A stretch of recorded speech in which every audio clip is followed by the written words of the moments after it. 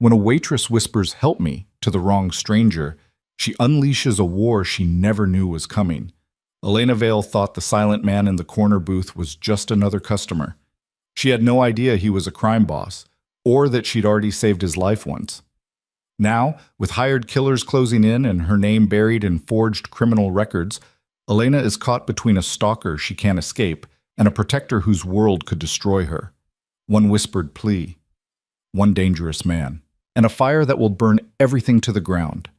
If you're ready for a story about secrets, survival, and the kind of love that breaks all the rules, stay with me until the end. And when you're done, hit that like button and drop a comment with your city so I can see how far this story travels. The rain came down like punishment.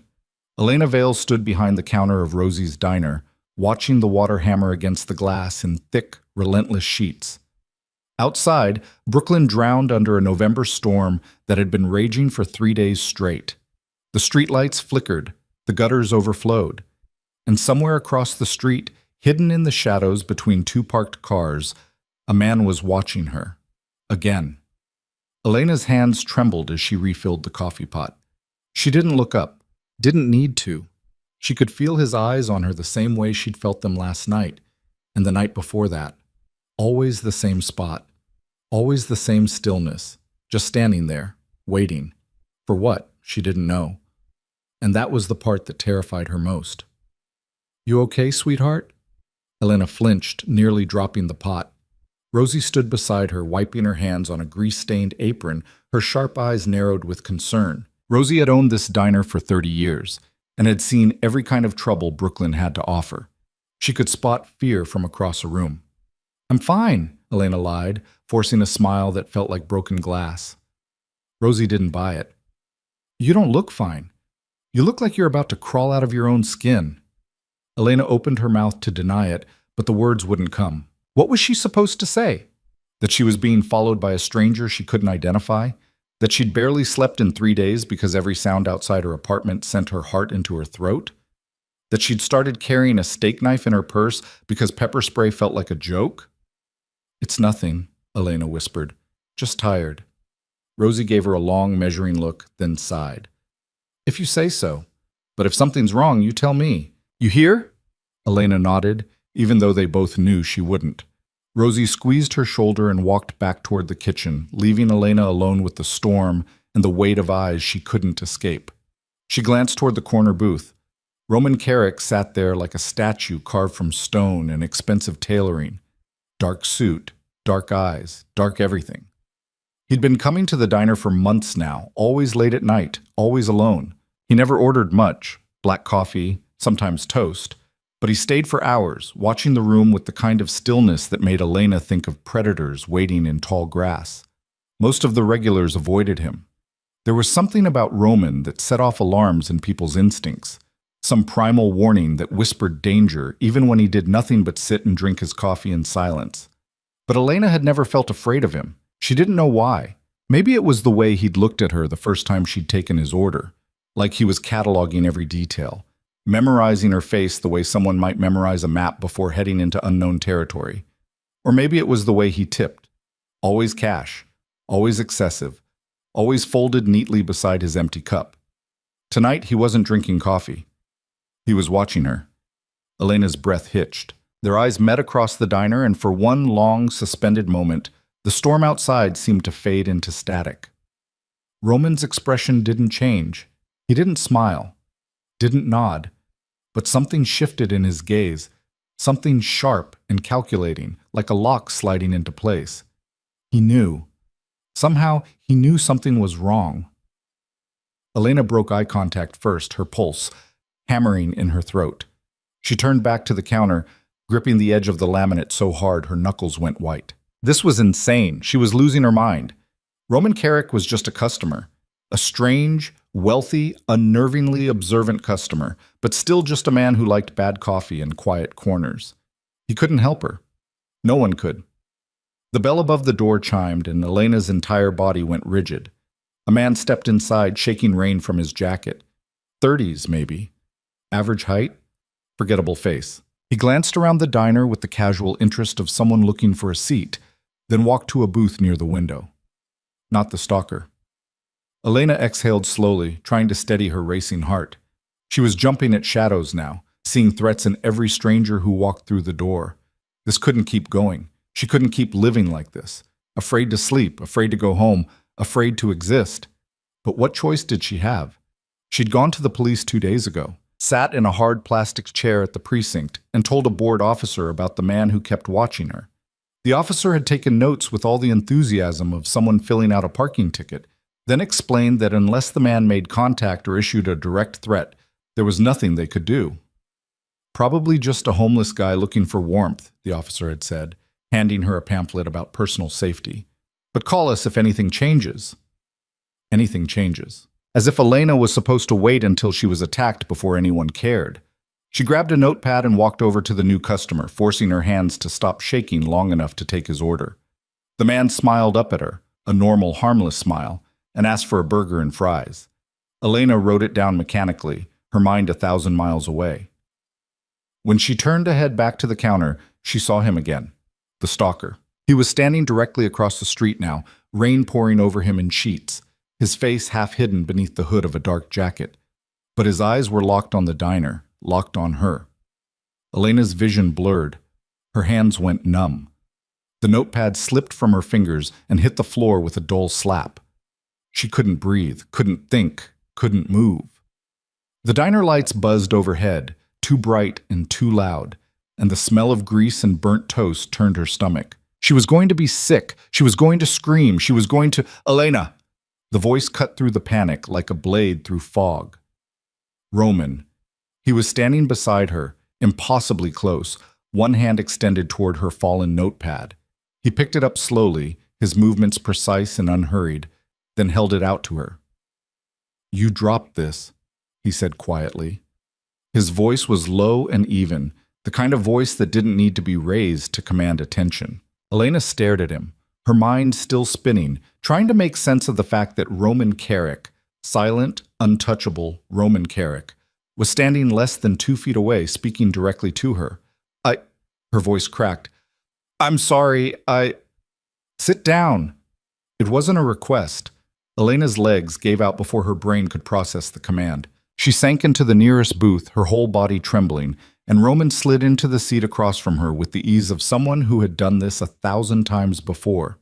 Up close, he was even more unsettling. Sharp cheekbones, clean-shaven jaw, eyes the color of slate, cold and calculating and impossibly focused. He looked like the kind of man who had never been afraid of anything in his life. "Talk to me," Roman said. Elena swallowed hard. You're terrified. You've been looking over your shoulder for 3 days. Someone's following you." Roman's gaze flicked toward the window, then back to her. "Tell me who?" The certainty in his voice should have scared her, should have sent her running, but instead it cracked something open inside her chest, something desperate and raw and so damn tired of being afraid. "I don't know who he is," Elena whispered. "He just watches. Every night. Across the street. And I don't know what he wants. And the police won't help. And Her voice broke. "I don't know what to do." Roman didn't react. Didn't offer empty reassurances or pointless advice. He just watched her with that same unreadable intensity, processing every word like data being fed into a machine. Then he leaned forward, close enough that Elena could see the faint scar along his jawline, barely visible beneath the carefully maintained exterior. "Do you trust me?" he asked. The question hung in the air between them, heavy and impossible. Did she trust him? She didn't even know him, didn't know his last name, or where he lived, or why he spent his nights sitting alone in a Brooklyn diner watching the world go by. But she knew the way he looked at her, like she mattered, like she was something worth protecting. And right now, that was enough. "Yes," Elena breathed. Roman's expression didn't change, but something flickered in his eyes. Something almost like satisfaction. "Then listen carefully," he said. "When you leave tonight, you're going to walk straight to your car. Don't look at anyone. Don't stop. I'll be behind you, but you won't see me. When you get home, lock your door and don't open it for anyone. Understand?" Elena nodded, her throat too tight to speak. Roman reached into his jacket and pulled out a phone, sleek, black, expensive, and slid it across the table toward her. "This is a burner," he said. Keep it on you at all times. If anything happens, you call the number saved in the contacts. It doesn't matter what time it is. You call, and I'll answer." Elena stared at the phone like it was a live grenade. "Why are you helping me?" For the first time since sitting down, Roman hesitated. Just for a fraction of a second, something unguarded crossed his face, something that looked almost like guilt. "Because I owe you," he said simply. Before Elena could ask what that meant, Roman stood and walked back to his corner booth as if the conversation had never happened. Elena sat frozen, the burner phone cold and heavy in her palm, her mind racing with 1,000 questions she didn't have answers to. 2 hours later, Elena's shift ended at midnight. She clocked out with shaking hands, pulled on her rain-soaked jacket, and stepped into the storm. The cold hit her like a fist, rain driving sideways into her face, but she didn't stop. She walked straight to her beat-up Honda, just like Roman had told her to, her eyes locked on the cracked pavement beneath her feet. "Don't look. Don't stop. Don't think." She fumbled with her keys, nearly dropping them twice before finally jamming the right one into the lock. The door opened with a groan of rust and protest, and Elena threw herself inside, slamming it shut behind her. For a long moment, she just sat there, gripping the steering wheel, her breath coming in short, shallow gasps. Then she looked up. The street was empty. No stalker, no Roman. Just rain and shadows and the distant wail of a siren somewhere in the city. Elena started the engine and pulled out onto the street, her hands white-knuckled on the wheel. She drove home on autopilot, her mind stuck on a loop of Roman's words, Roman's eyes, Roman's voice cutting through her panic like a lifeline she hadn't known she needed. "I owe you." What the hell did that mean? Her apartment was a fourth-floor walk-up in a building that should have been condemned 20 years ago. The hallway smelled like mildew and old cooking oil, and the fluorescent lights flickered like dying insects. Elena climbed the stairs slowly, every footstep echoing in the empty stairwell. When she reached her door, she stopped. Something was wrong. The door was unlocked. Elena's blood turned to ice. She always locked her door. Always. It was habit, instinct, survival, in a city that didn't forgive carelessness. She pushed the door open slowly, her heart hammering so hard she thought it might crack her ribs. The apartment was dark, silent, exactly as she'd left it, except for the envelope on the kitchen counter. Elena's hands trembled as she picked it up. No name, no return address, just thick, expensive paper sealed with a single piece of tape. She opened it. Inside was a stack of cash, $100 bills, crisp and clean, and a handwritten note. "Your rent is paid for the next 6 months. Stay safe." Elena's knees buckled. She sank onto the floor, the money scattering around her like evidence of a crime she didn't understand. Roman. Roman Carrick had been inside her apartment, had paid her rent, had been watching her, protecting her, orchestrating things from the shadows without her knowledge or consent, and she had no idea why. Elena sat there on the cold linoleum, surrounded by cash and questions, and for the first time in 3 days, she didn't feel afraid. She felt furious. The next morning, Elena didn't sleep. She spent the entire night pacing her apartment, the burner phone clutched in one hand, the note crumpled in the other. By the time the sun came up, she'd made a decision.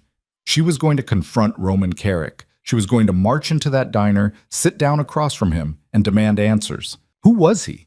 Why had he been watching her? What did he mean when he said he owed her? And why the hell had he been paying her rent? But when Elena arrived at Rosie's diner at 8 a.m., Roman wasn't there. His booth sat empty, the cracked vinyl seat cold and untouched. Elena stared at it, frustration and confusion warring in her chest. She'd never seen the booth empty before. Not once in all the months Roman had been coming here. "Looking for someone?" Elena turned. Rosie stood behind the counter, pouring coffee with practiced efficiency. "The man who sits in the corner," Elena said carefully. "Do you know his name?" Rosie raised an eyebrow. "Roman? Sure, quiet guy. Tips well. Why?" "Do you know anything else about him?" Rosie shrugged. "Not much to know. Comes in late, drinks his coffee, minds his business, doesn't cause trouble." She paused, studying Elena with sharp eyes. "Why all the questions?" Elena hesitated. I need to talk to him." "Well, you're out of luck, sweetheart. He hasn't been in yet today." Rosie leaned against the counter, crossing her arms. "But if you're looking for him, you might try the waterfront. I've seen him down there a few times. The waterfront? Elena repeated. Where exactly? Red Hook, near the old shipping warehouses. Rosie's expression turned cautious. But Elena, honey, if you're thinking about going down there alone, maybe don't. That part of town isn't exactly friendly. Elena barely heard her. She was already heading for the door, her mind made up. She needed answers. And Roman Carrick was going to give them to her. Red Hook waterfront. The warehouses loomed against the gray morning sky like the bones of dead giants. Elena parked her car near the edge of the industrial district and stepped out into the cold. The air here smelled like salt and rust and old diesel fuel. Seagulls screamed overhead, circling the water in lazy, predatory loops. She walked slowly between the buildings, her footsteps echoing off the concrete. Most of the warehouses looked abandoned, windows smashed, doors hanging off their hinges, graffiti bleeding across the walls in violent bursts of color. But one building stood out. It was clean, maintained, guarded. Two men stood outside the entrance, both wearing dark suits that looked out of place against the industrial decay. They watched Elena approach with the kind of detached professionalism that made her skin crawl. Lost? One of them asked. Elena stopped a few feet away, her pulse racing. I'm looking for Roman Carrick. The guards exchanged a glance. You got an appointment? The second one asked. No, but... Then you're not getting in. Elena's temper flared. Just tell him Elena Vale is here. He'll see me.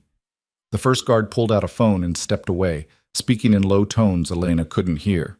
After a long, tense moment, he returned and nodded to his partner. Go ahead. The door opened.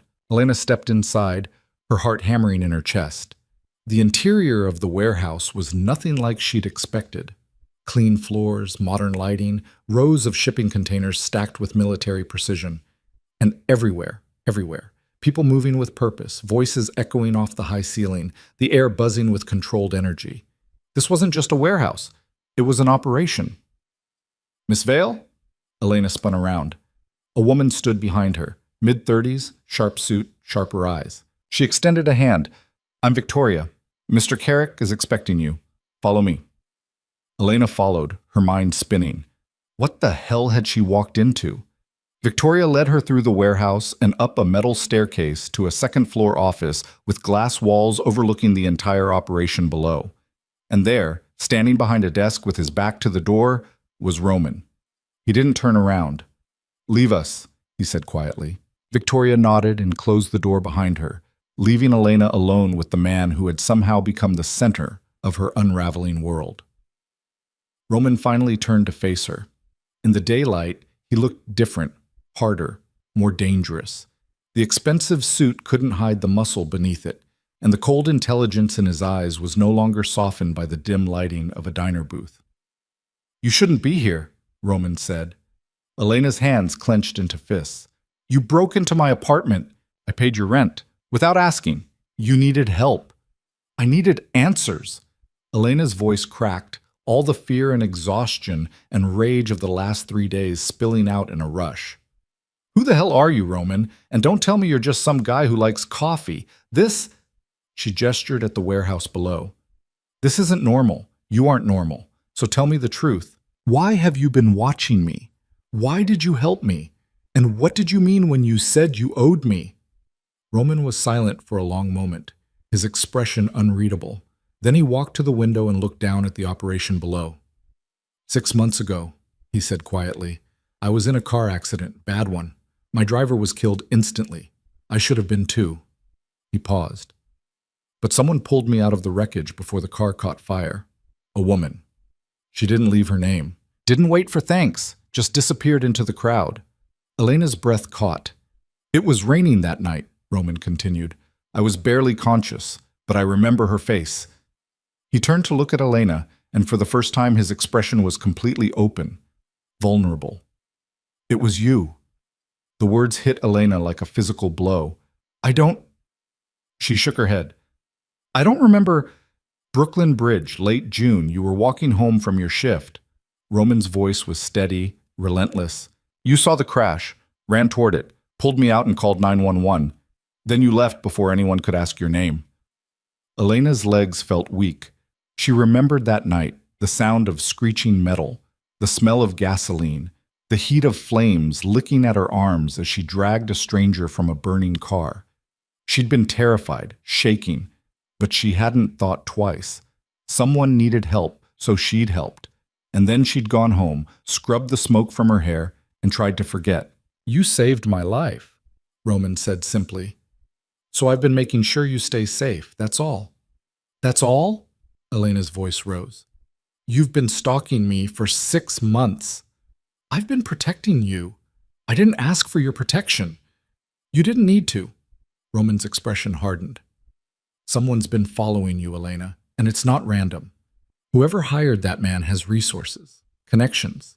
They've been digging into your life, and I need to know why." Elena stared at him, her mind reeling. "You think someone's targeting me? On purpose?" "I know they are." "But why? I'm nobody. I don't have anything worth—" "That's what I'm trying to find out." Roman stepped closer, his voice dropping. "But until I do, you're in danger, real danger, and I'm not going to let anything happen to you." The certainty in his voice should have been comforting. Instead, it felt like a cage closing around her. "I don't need a savior," Elena whispered. "I'm not trying to save you." Roman's eyes met hers. "I'm trying to keep you alive." And Elena, standing in the middle of a warehouse she didn't understand, looking at a man she barely knew, realized with sinking certainty that everything in her life had just changed, and there was no going back. Elena walked out of that warehouse with Roman's words echoing in her head like a warning she couldn't silence. "You're in danger, real danger." She drove back to her apartment in a daze, her hands gripping the steering wheel so hard her knuckles ached. The city blurred past her windows, gray buildings, gray sky, gray people hurrying through their gray lives. And all Elena could think about was the look in Roman's eyes when he'd told her someone was hunting her. He'd meant it, every word. She parked in her usual spot behind the building and sat there for a long moment, engine ticking as it cooled, trying to make sense of a world that had tilted sideways overnight. 6 months ago, she'd pulled a stranger from a burning car and then walked away because that's what you did when someone needed help. You helped. You didn't ask for payment or gratitude or protection.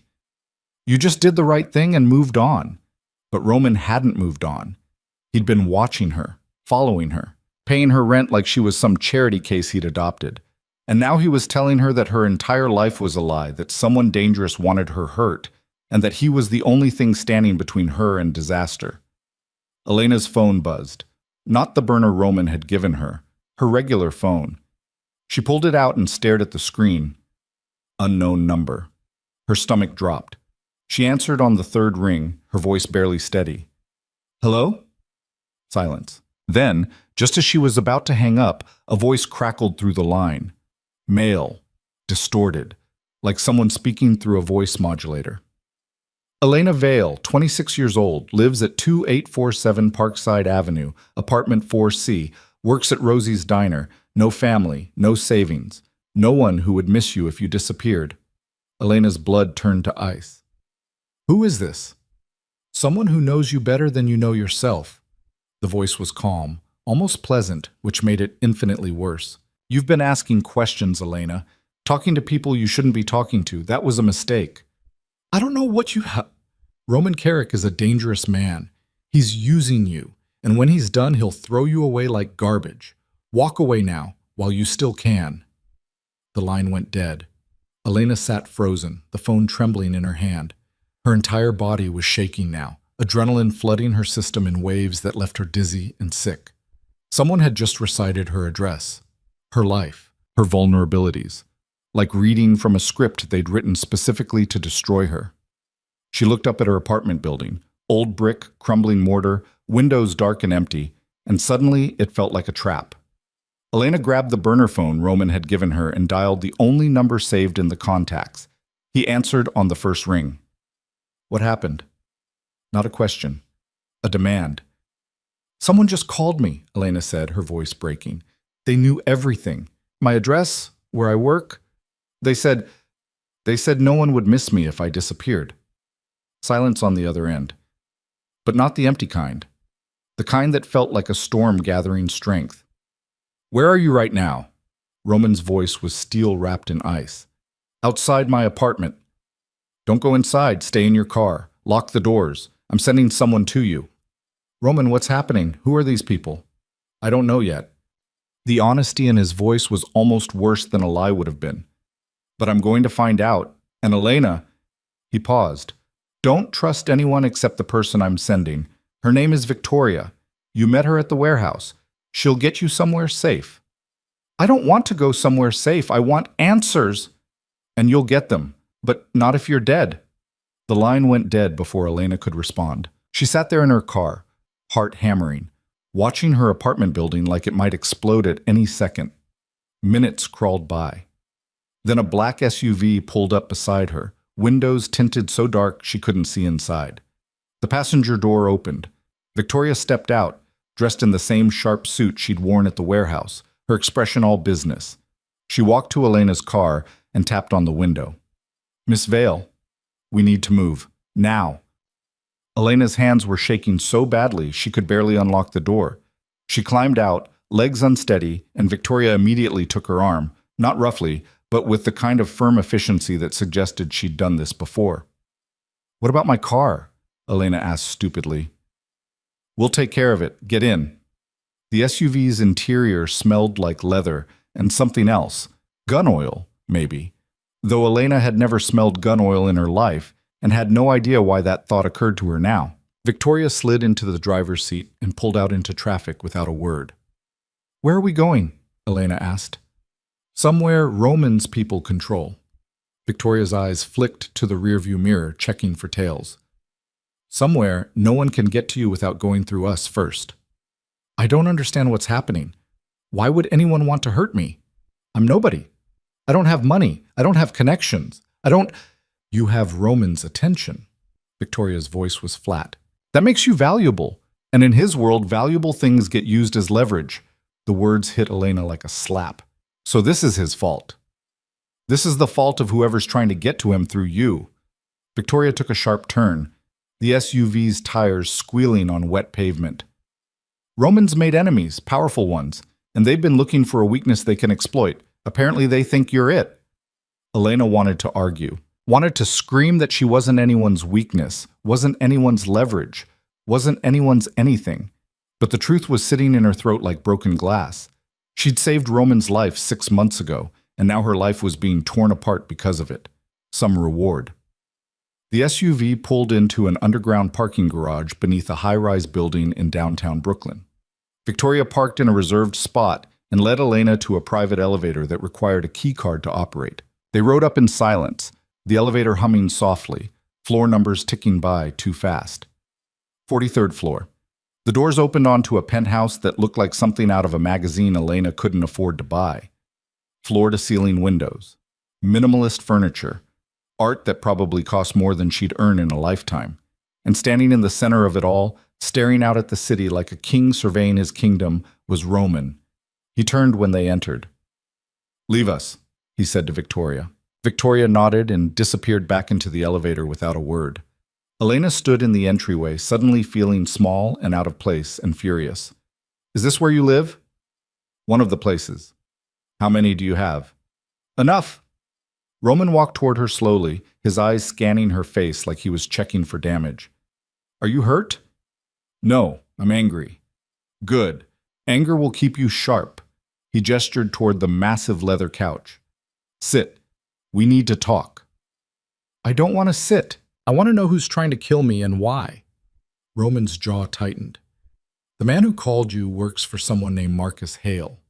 He runs a competing organization, shipping, logistics, some legitimate business, mostly not. We've been at odds for years, but it's always been professional, competitive, never personal. Until now. Until now. Roman moved to a bar cart and poured 2 glasses of whiskey, neat. He held one out to Elena. She took it because her hands needed something to do. Why would he come after me? Elena asked. What does hurting me accomplish? It puts pressure on me, makes me vulnerable, forces me to make mistakes. Roman drank his whiskey in one smooth swallow. Hale knows I've been watching you. He probably has people tracking my movements, monitoring my resources, and when he saw me protecting you, he saw an opportunity. To do what? To break me. The words hung in the air between them, heavy and terrible. Elena set her glass down untouched.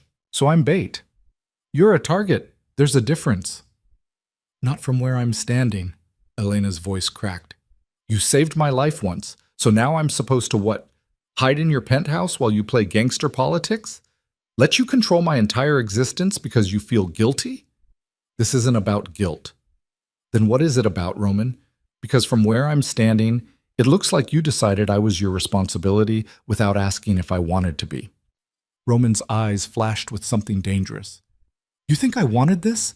You think I wanted to drag you into my world, put you in danger, turn your life upside down? I've been trying to keep you out of this since the night you saved me. By stalking me? By paying my rent? By treating me like some fragile thing that needs protecting? By making sure you survived. Roman's voice rose for the first time, sharp and raw. You have no idea what kind of people I deal with, Elena, what they're capable of. If Hale thinks he can use you against me, he won't hesitate. He'll take you apart piece by piece just to watch me bleed, and there won't be anything left to save. The silence that followed was deafening. Elena stared at him, this man she barely knew, and saw something she hadn't expected to see. Fear. Not for himself, for her.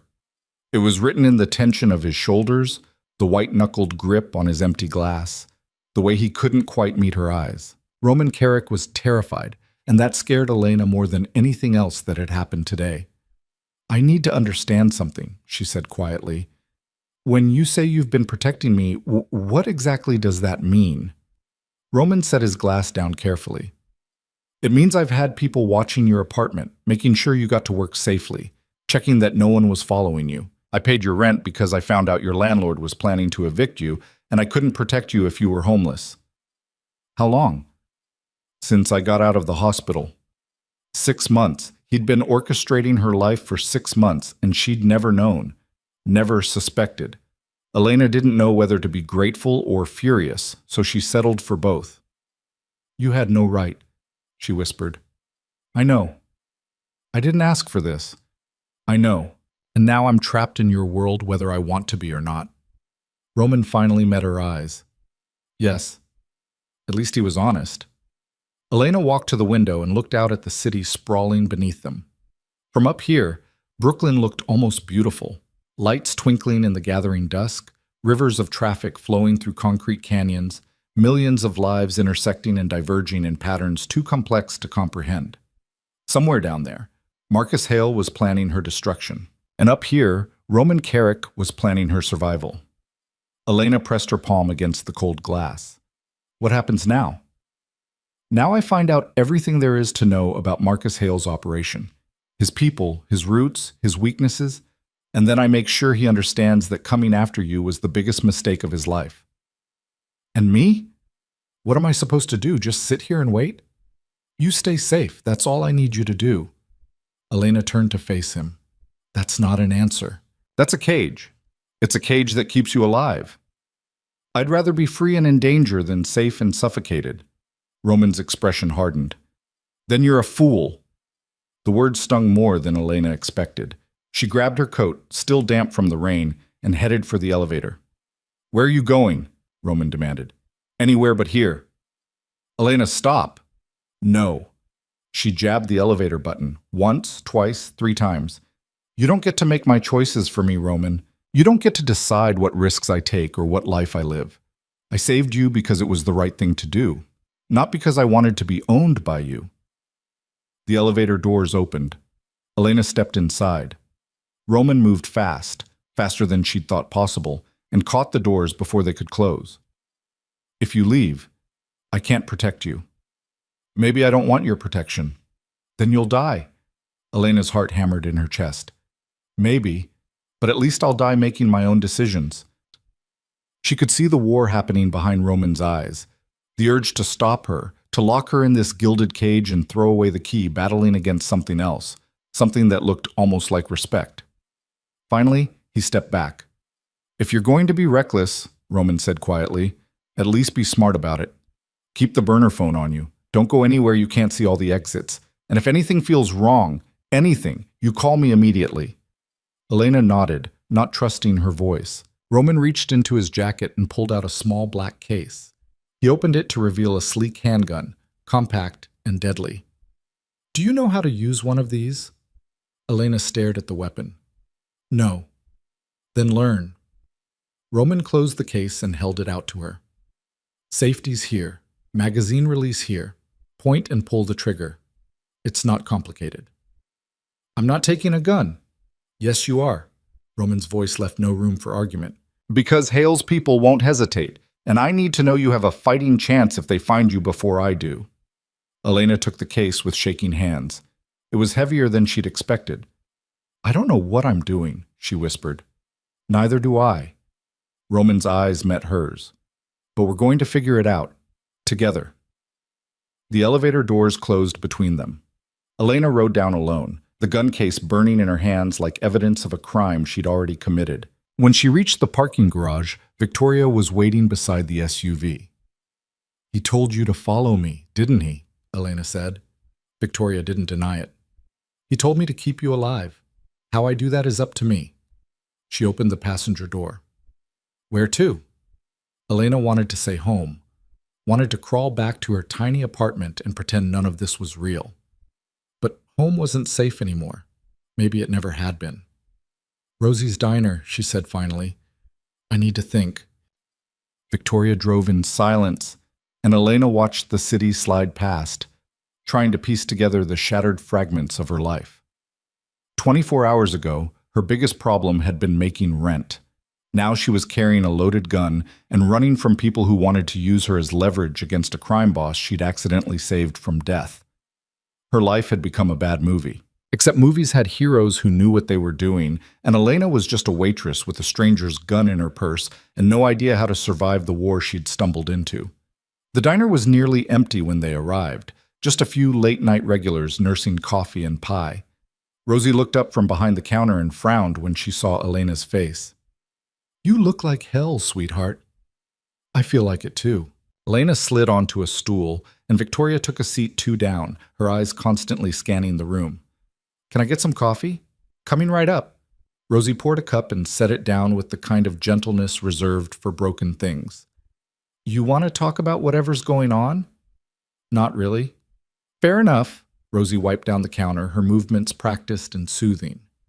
"But if you change your mind, I'm here." Elena wrapped her hands around the cup, letting the heat seep into her frozen fingers. The diner felt safe in a way nothing else did right now. Familiar.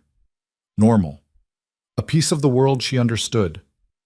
But even here, she could feel Victoria's presence like a shadow, always watching, always ready, a constant reminder that normal was gone. Elena's phone buzzed, the burner this time. She pulled it out and stared at the screen. A text from Roman. "We need to talk. I found something." Elena's stomach dropped. She typed back, "What?" The response came immediately. "Not over text. Come back to the penthouse." "No." A pause. Then, "Fine. I'll come to you." Before Elena could argue, the line went dead. Victoria's phone buzzed a second later. She read the message and sighed. "He's coming here." "Of course he is." Elena drained her coffee and signaled Rosie for a refill. "Does he always get what he wants?" "Usually." Victoria's expression was unreadable. "But you're the first person I've seen tell him no, and live to regret it. Should I be flattered or terrified?" "Both." 20 minutes later, Roman walked into Rosie's diner like he owned it. He probably could have, if he'd wanted to. He slid into the booth across from Elena without asking permission, and Victoria moved to stand near the door, cutting off the exit. Rosie raised an eyebrow but didn't comment. "You found something," Elena said, skipping the pleasantries. "What?" Roman pulled out a tablet and turned it toward her. On the screen was a series of documents, official-looking papers with seals and signatures and dense legal text that made Elena's head hurt. "These are financial records," Roman said quietly. "Transfers, invoices, payments, all tied to a shell company called Meridian Holdings." "What does that have to do with me?" "Everything." Roman swiped to the next page. "Meridian Holdings owns your apartment building. They also own the diner you work at, the bank where you have your checking account, and the medical clinic you visited last year when you had the flu." Elena's blood went cold. "That's not possible."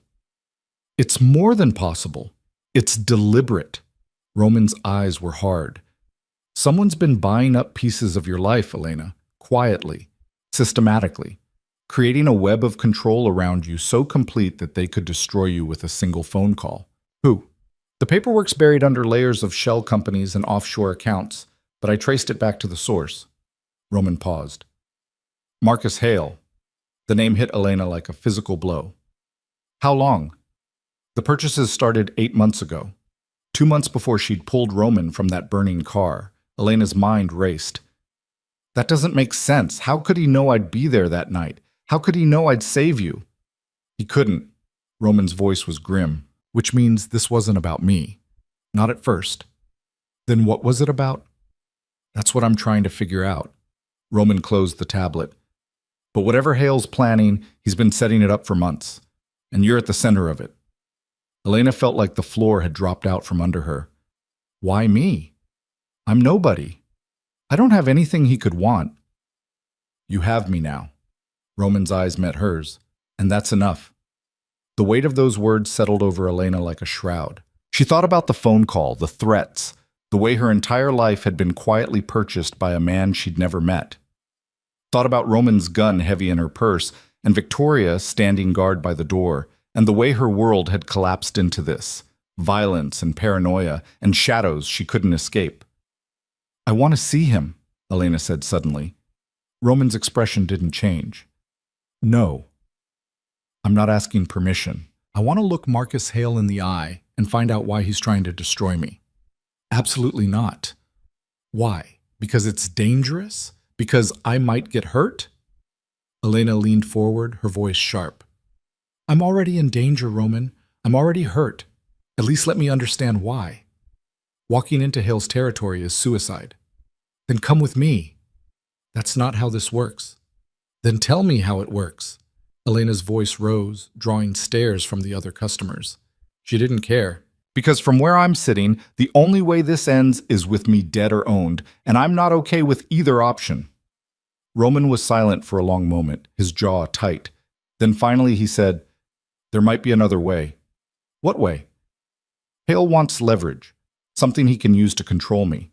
Right now, he thinks you're that leverage. But what if we gave him something else? Something he wants more? Elena's eyes narrowed. Like what? Information. Access. A way into my operation that he's been trying to find for years. Roman's expression was cold, calculating. We set a trap. Make him think he's won. And when he comes to collect, we take him apart. Using me as bait. Using you as a key.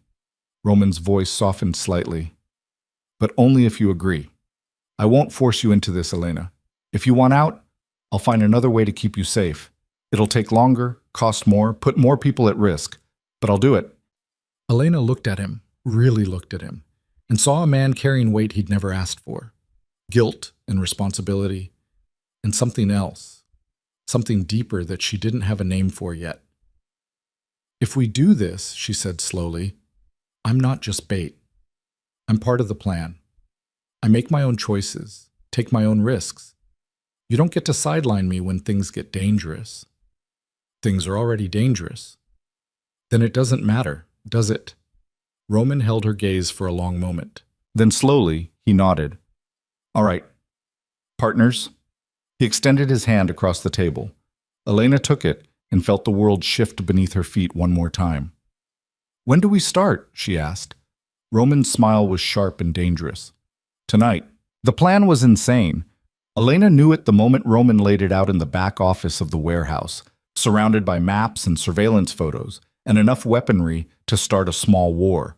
But insane was better than helpless, and she'd spent too many years of her life being helpless to go back now. Hale owns a private club in Manhattan, Roman said, pointing to a photograph of a sleek building on the Upper East Side. Invitation only, very exclusive. It's where he conducts most of his business, legitimate and otherwise. He'll be there tomorrow night for a meeting with potential investors. And you want me to walk in there and do what exactly? Elena asked, her arms crossed. Not walk in. You'll be working there. Roman slid another photo across the table. We've arranged for one of the regular servers to call in sick. You'll take her place. Hale won't recognize you. He's never seen your face. But his security team will be running background checks on all the staff. Won't they find something suspicious? They'll find exactly what we want them to find. Victoria stepped forward, holding a thin folder. As of 2 hours ago, you have a complete employment history at 3 different upscale venues in Manhattan, references, tax records, the works. It'll pass any standard check. Elena took the folder and flipped through it, her stomach twisting. Seeing her own name attached to jobs she'd never worked, places she'd never been, felt like watching her identity dissolve in real time. And when I'm inside? You listen, Roman said. Hale will be discussing business with his investors. We need to know who they are, what they're planning, and how deep his organization runs. You'll be wearing a wire. Everything you hear gets transmitted back to us. That's it? Just listen? Just listen, Roman confirmed. You serve drinks, you keep your head down, and you get out. No improvising, no heroics. You hear something useful, you remember it, and you leave. Elena met his eyes. You don't trust me. I trust you to be brave. I don't trust you to be careful. There's a difference. The words stung, but Elena couldn't argue with them. Careful had never been her strong suit. Brave, reckless, stubborn, those she had in abundance. But careful required a kind of self-preservation she'd never quite mastered. When do I start? She asked. Tomorrow night. 6 p.m. sharp. Roman's expression was unreadable. Victoria will prep you, teach you the basics of service, the layout of the club, what to say and what not to say. You'll have 12 hours to become someone else. And if something goes wrong, then you run. Forget the mission, forget the wire, forget everything except getting out alive.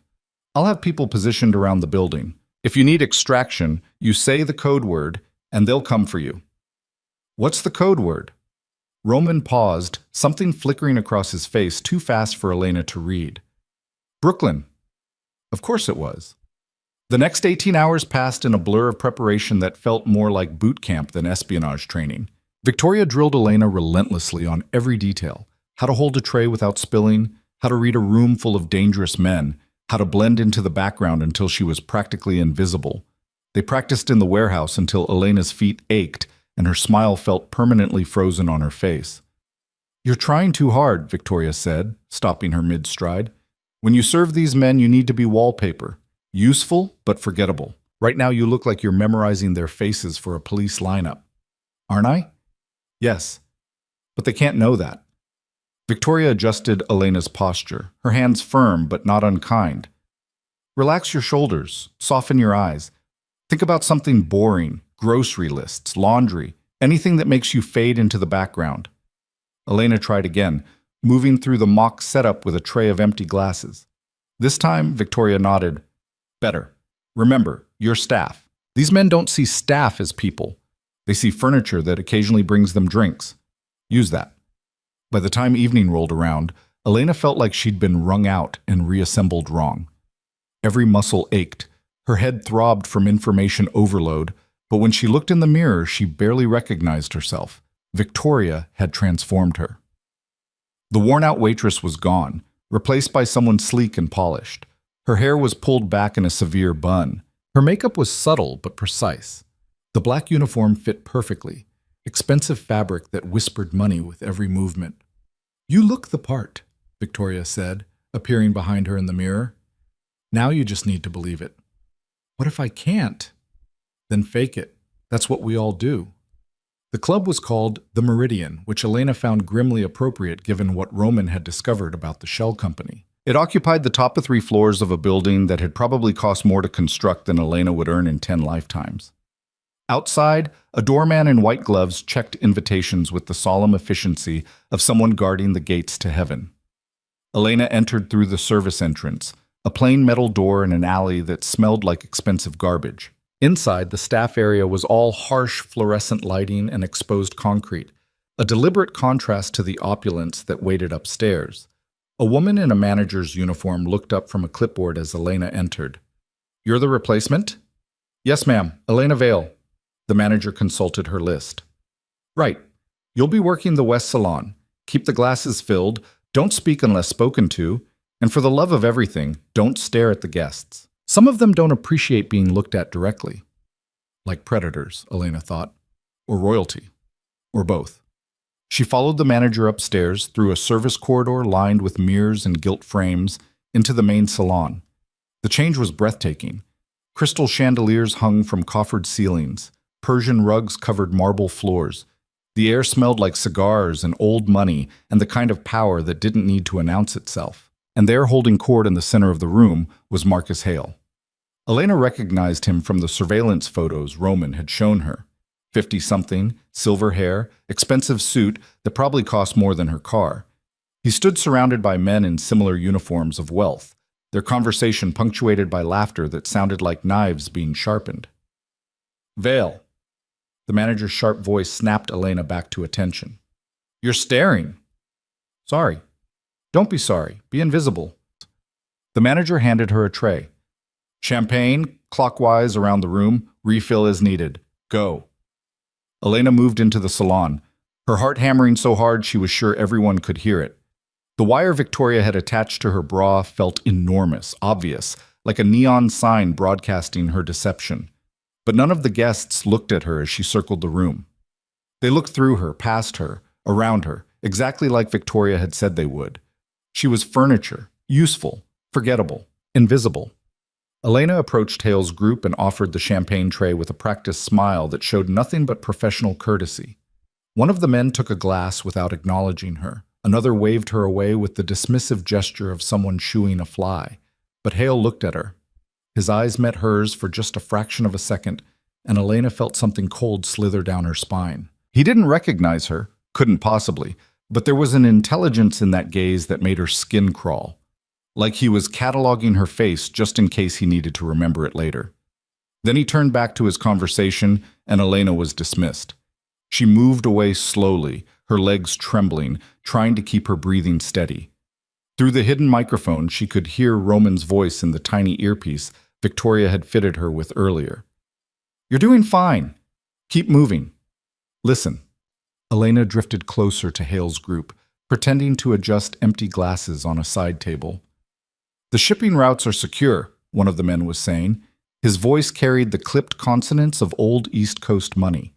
"We've established partnerships with 3 new distributors along the corridor. Everything moves through legitimate channels now."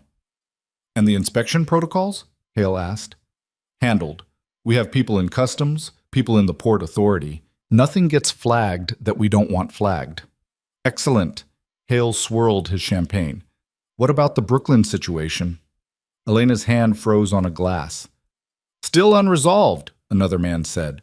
This one sounded younger, nervous. "Carrick's been making moves, consolidating territory, buying loyalty. He's becoming a problem." "Roman Carrick has always been a problem," Hale said calmly. "The question is whether he's a problem worth solving or a problem worth exploiting." "What's the difference?" "Solving him would be messy, public. It would draw attention we don't need right now." Hale set down his glass, and Elena had to force herself to step forward and refill it. But exploiting him, finding the right pressure point and applying just enough force to make him bend, that's elegant, profitable, sustainable. "And you think you found that pressure point?" Hale smiled. It was the kind of smile that belonged on something hunting in deep water. "I know I have. Everyone has something they care about more than power, something that makes them vulnerable. Carrick's weakness is his conscience." The men laughed, the sound brittle and cruel. "He still thinks he's one of the good ones," Hale continued. "Still believes he can operate in our world while keeping his hands clean. It's almost admirable, certainly exploitable." "How?" "By giving him something worth protecting, something he'll sacrifice everything to keep safe." Hale's eyes drifted across the room, not landing on anything in particular. "Once you know what a man loves, you own him. And Roman Carrick, for all his careful planning, made the mistake of loving something I can reach." Elena's blood turned to ice. They were talking about her. She moved away from the group, her hands shaking so badly she nearly dropped the tray.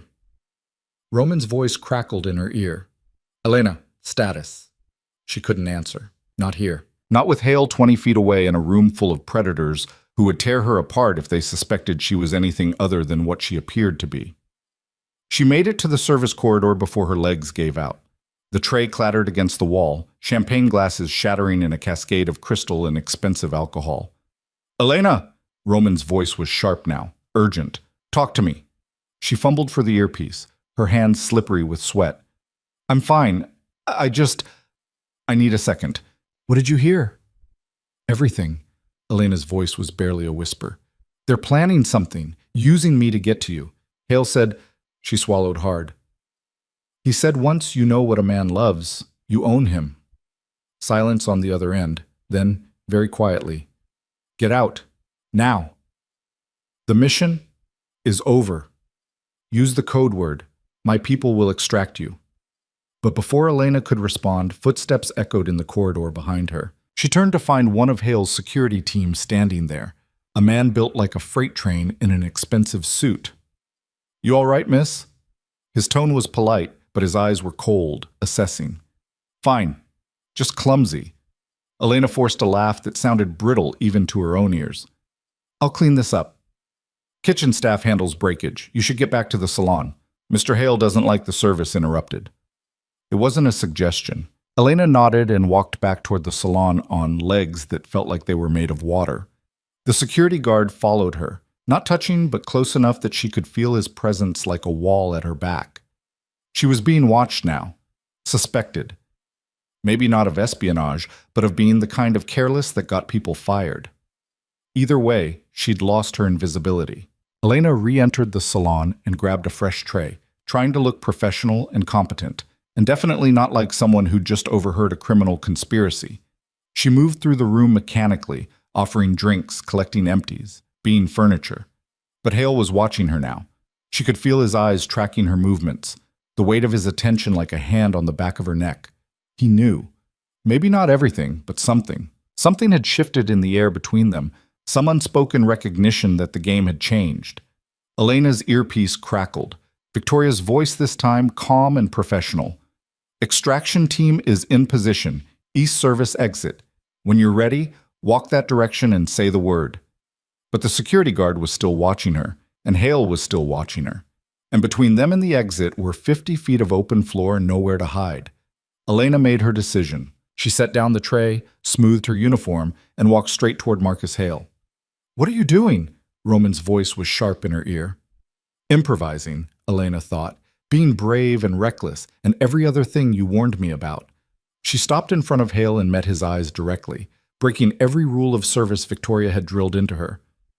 Mr. Hale, she said quietly, I believe you've been looking for me. The room went silent. Hale's expression didn't change, but something flickered behind his eyes. Recognition, calculation, interest. Have I? He said mildly. Elena Vale, the waitress from Brooklyn, the woman you've been using to threaten Roman Carrick. Elena kept her voice steady even though her heart was trying to break through her ribs. I thought we should meet face to face. The security guard moved toward her, but Hale raised a hand, stopping him. How interesting. Hale studied Elena like she was a particularly curious specimen under glass. Roman's little rescue project, I've heard so much about you. All of it purchased with forged records and intimidation, I assume. Some of it, but the important parts were given freely. Hale gestured to an empty chair. Sit. We should talk. I'd rather stand. I insist. It wasn't a request. Elena sat, acutely aware of every eye in the room now fixed on her. The wire pressed against her skin, recording everything. In her ear, Roman's voice was a constant stream of commands she couldn't follow.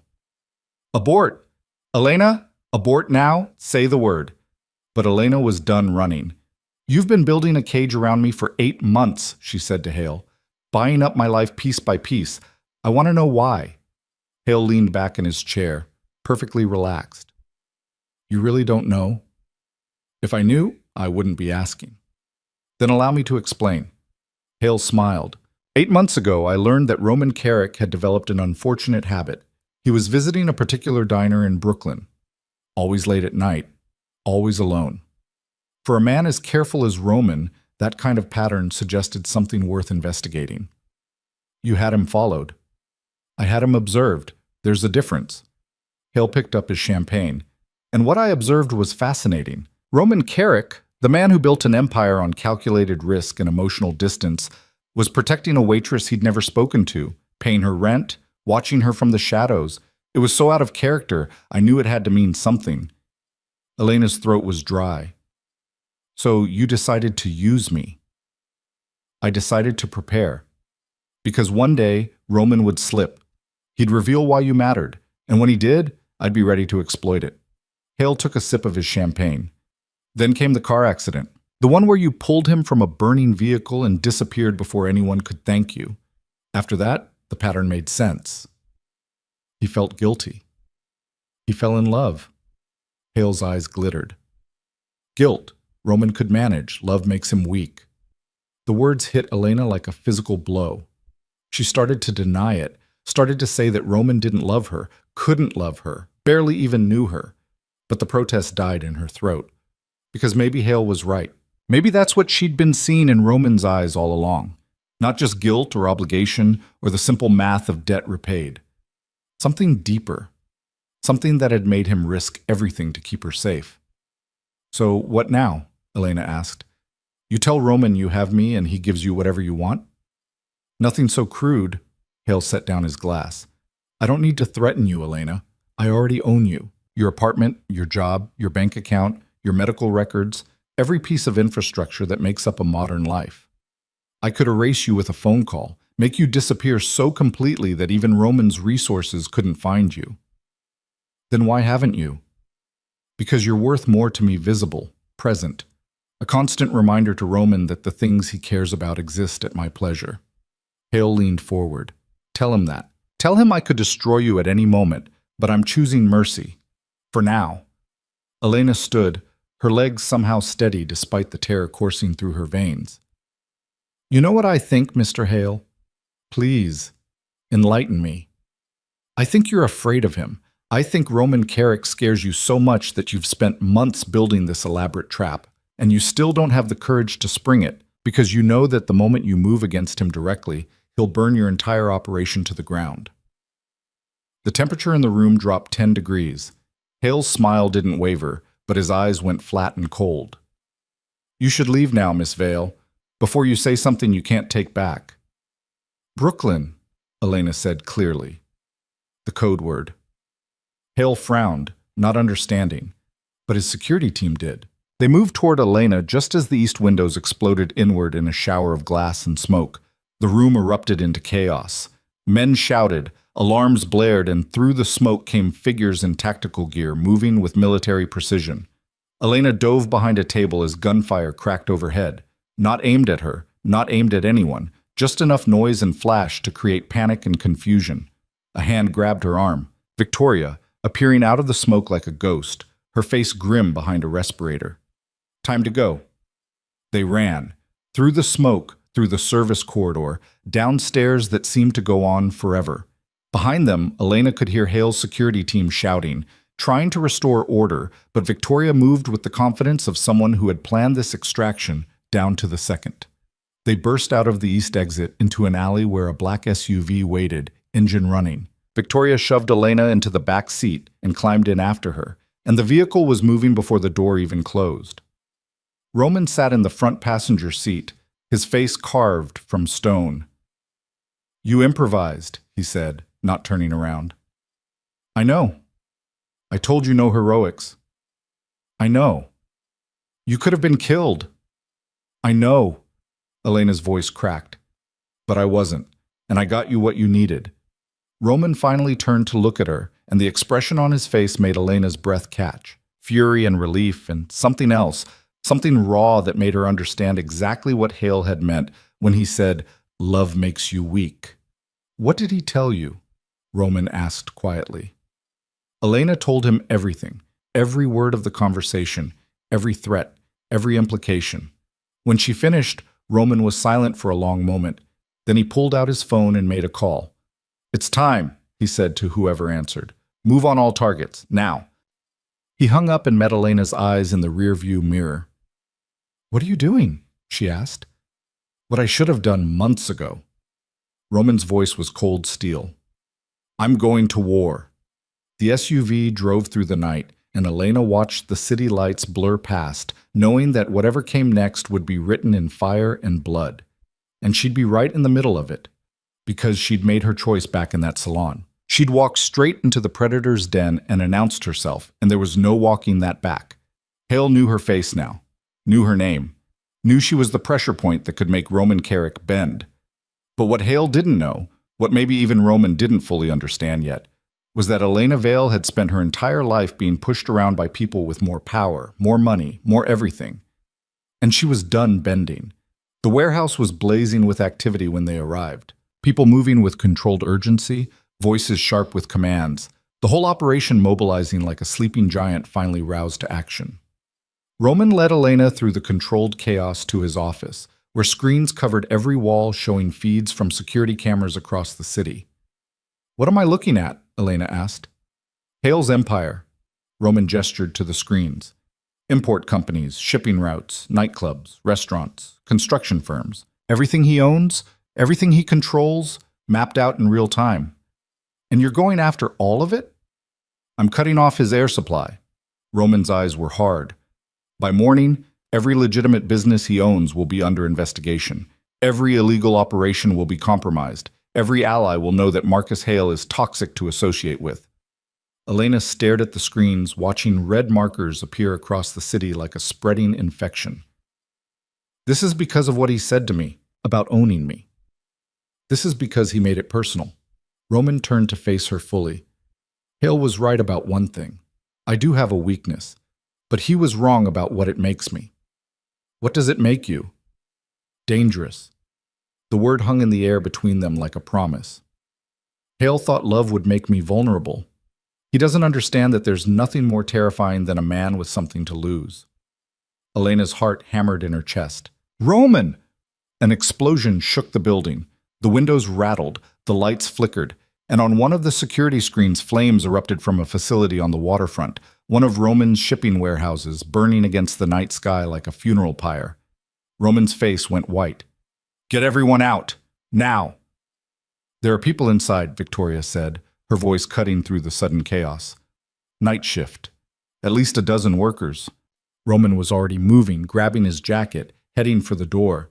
Elena ran after him. "Where are you going?" "To get them out." "The building's on fire." "I know."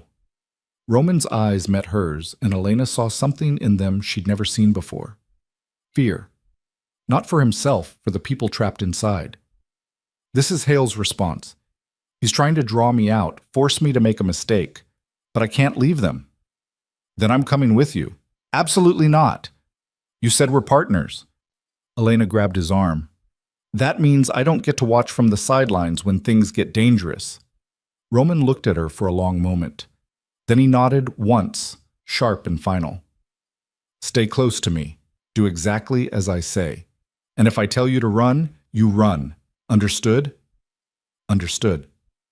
They raced to the waterfront in the SUV, Victoria driving with the kind of controlled aggression that suggested she'd done this before. By the time they arrived, the warehouse was fully engulfed, flames pouring from broken windows, smoke billowing into the night sky thick enough to block out the stars. Fire trucks were already on scene, but the building was too far gone. They'd pulled back to defensive positions, trying to keep the blaze from spreading to neighboring structures. Roman jumped out before the SUV fully stopped and ran toward the fire captain. "There are people inside." The captain shook his head. "Building's compromised. We can't send anyone in." "Then I'm going." "Sir, that's suicide." But Roman was already moving, pulling a respirator from one of the emergency kits, heading straight for the burning building. Elena ran after him, ignoring the shouts from the fire crew, ignoring Victoria's voice calling her back. The heat hit her like a wall. Even 20 feet from the entrance, the air was hot enough to sear her lungs. Elena pulled her jacket over her mouth and followed Roman into the inferno. Inside was hell. Smoke so thick she couldn't see 3 feet in front of her face. Heat that made her skin feel like it was cooking. The roar of flames overhead like a living thing, hungry and vicious. Roman grabbed her hand and pulled her forward, navigating through the chaos with the confidence of someone who knew this building's layout by heart. "Where are they?" Elena shouted over the roar. "Break room, back corner." They ran through corridors lined with fire, past shipping containers that groaned and buckled under the heat. Somewhere above them, something massive collapsed, sending sparks cascading like deadly rain. And then Elena heard it. Voices, shouting, screaming. Roman kicked open a door and they found them. 12 people huddled in a break room, trapped behind a wall of flame that blocked the only exit. Their faces were black with smoke, eyes wide with terror. "We're getting you out!" Roman shouted. "Everyone stay low, follow me!" But the flames were spreading faster than they could move. The corridor they'd come through was already impassable, the fire feeding on oxygen and old wood and 20 years of accumulated grease and chemicals. They were trapped. Elena's mind raced. There had to be another way out. A window, a service door, something. "The loading dock," one of the workers gasped. "Other side of the building. There's a roll-up door." Roman nodded. "Can you make it?" "If the fire hasn't reached it yet." They moved as a group, Roman leading, Elena bringing up the rear, making sure no one got left behind. The heat was unbearable now, the smoke so thick Elena's eyes streamed with tears. Her lungs burned. Her skin felt like it was blistering, but she kept moving. Through a maze of corridors, past offices already consumed by flame, around corners where the floor was starting to buckle and crack. One of the workers stumbled and Elena caught him, hauling him upright, half carrying him the last 50 feet. The loading dock appeared ahead like salvation. Roman hit the door release, and the roll-up door began to rise with agonizing slowness. Behind them, the ceiling groaned. "Run!" Roman shouted. They ran.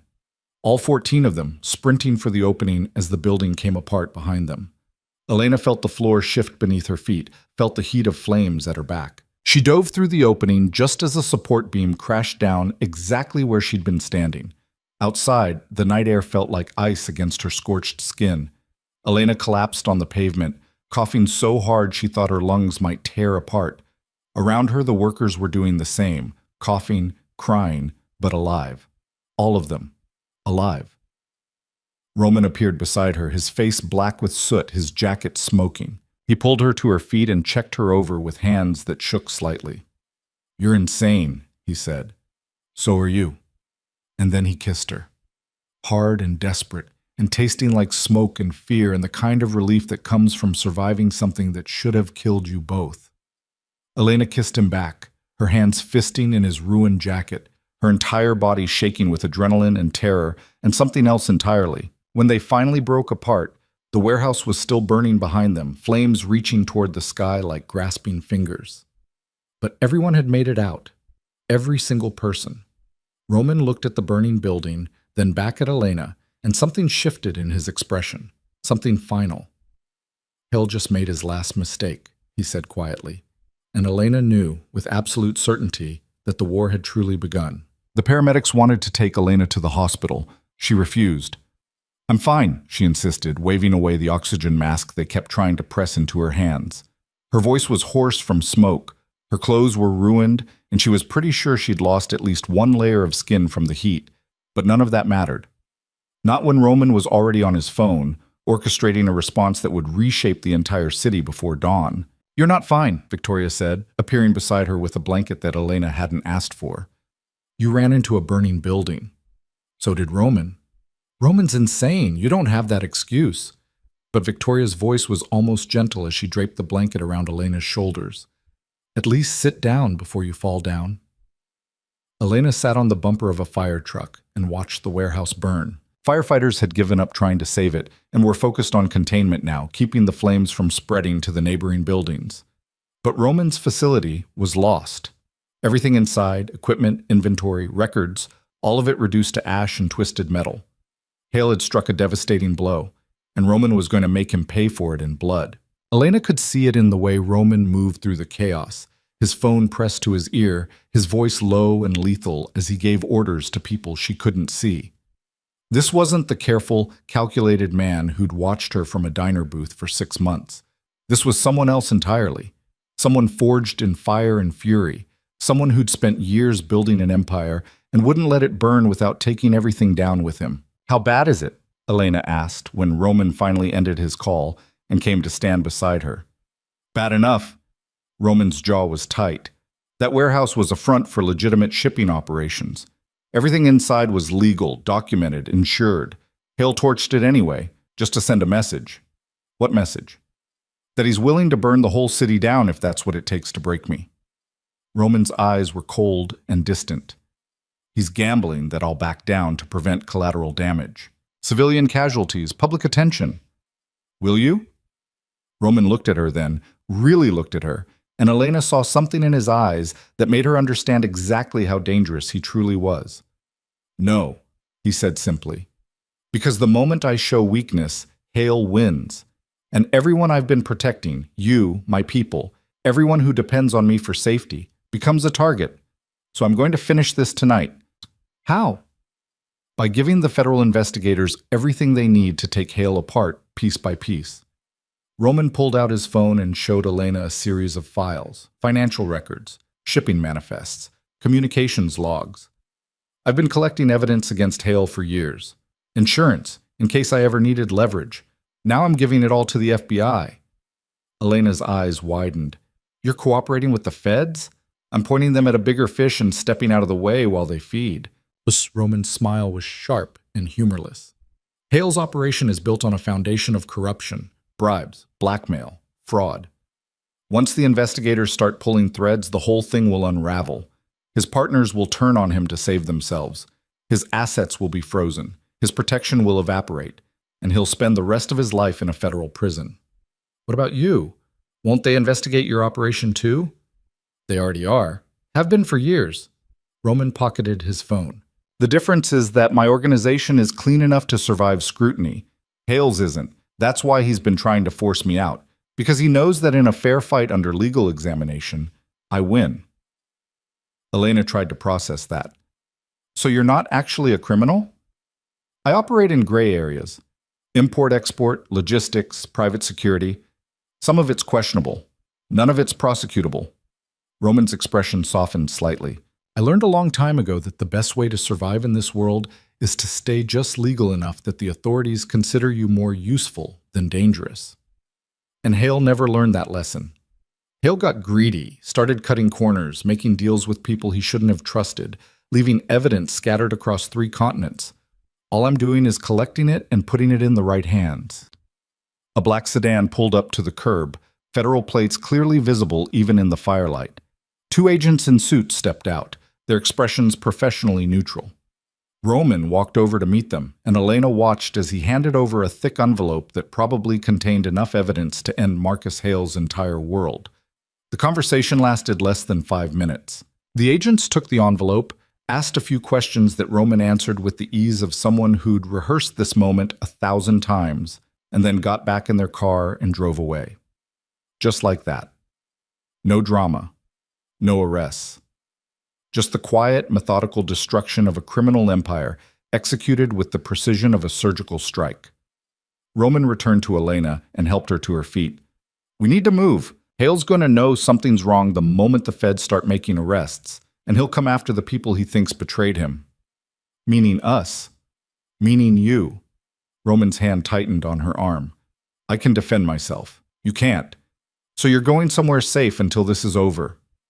We've had this argument before, Elena said. It didn't end well for you then either. Elena, no! She pulled her arm free, ignoring the way her muscles screamed in protest. You don't get to kiss me in front of a burning building and then lock me away like I'm some delicate thing that needs protecting. I'm in this now. All the way in. And if Hale's coming for us, then I want to be somewhere I can actually help instead of hiding in a safe house wondering if you're alive or dead. Roman stared at her for a long moment. Something conflicted warring behind his eyes. Then he nodded once, sharp and final. Fine, but you stay with me. No improvising, no heroics. And if I tell you to run, I know, I run. Elena met his eyes. But you have to promise me something in return. What? You stop trying to handle everything alone.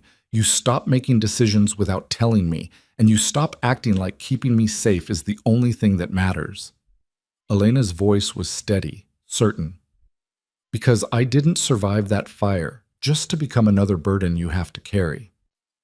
For the first time since the warehouse exploded, Roman's expression softened into something almost like relief. Deal. They left the waterfront together, Victoria driving while Roman made call after call, his network mobilizing in response to commands Elena only half understood.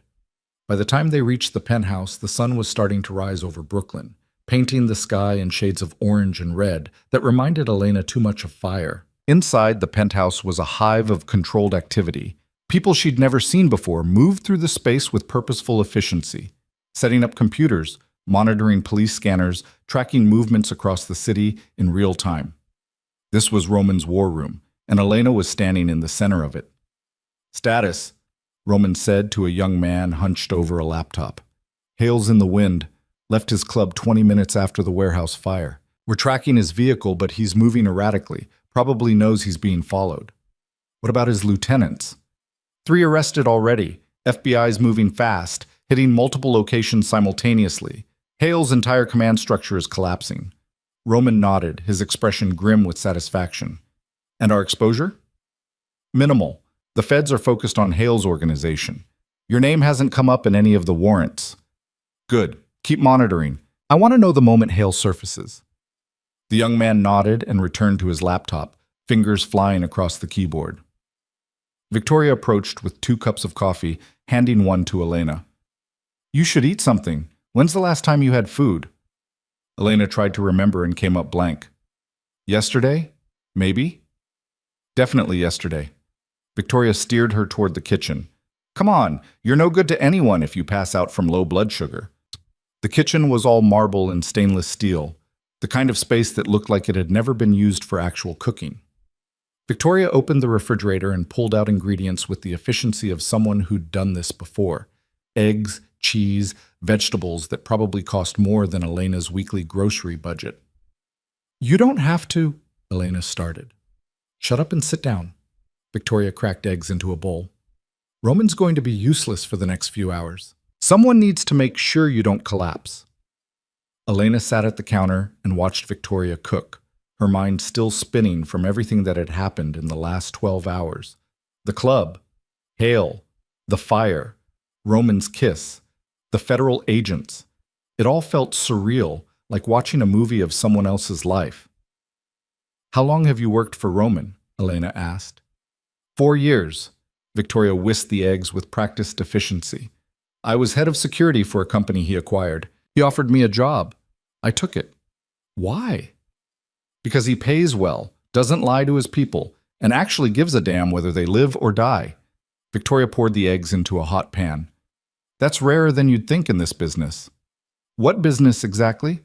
Victoria smiled slightly. "The kind where you learn not to ask too many questions. But if you're asking whether Roman's a good man, yeah, he is. Complicated, dangerous, probably going to get himself killed one day trying to save someone who doesn't deserve it. But good. He thinks he's protecting me. He is protecting you, but that's not the same as controlling you, and he's smart enough to know the difference." Victoria slid a perfect omelet onto a plate and set it in front of Elena. "Eat. Then get some sleep. You're going to need your strength for whatever comes next." Elena ate mechanically, tasting nothing, her mind already racing ahead to the endgame she could feel approaching like a storm on the horizon. Hale was wounded, but not dead, cornered, but not caught, and cornered animals were the most dangerous kind.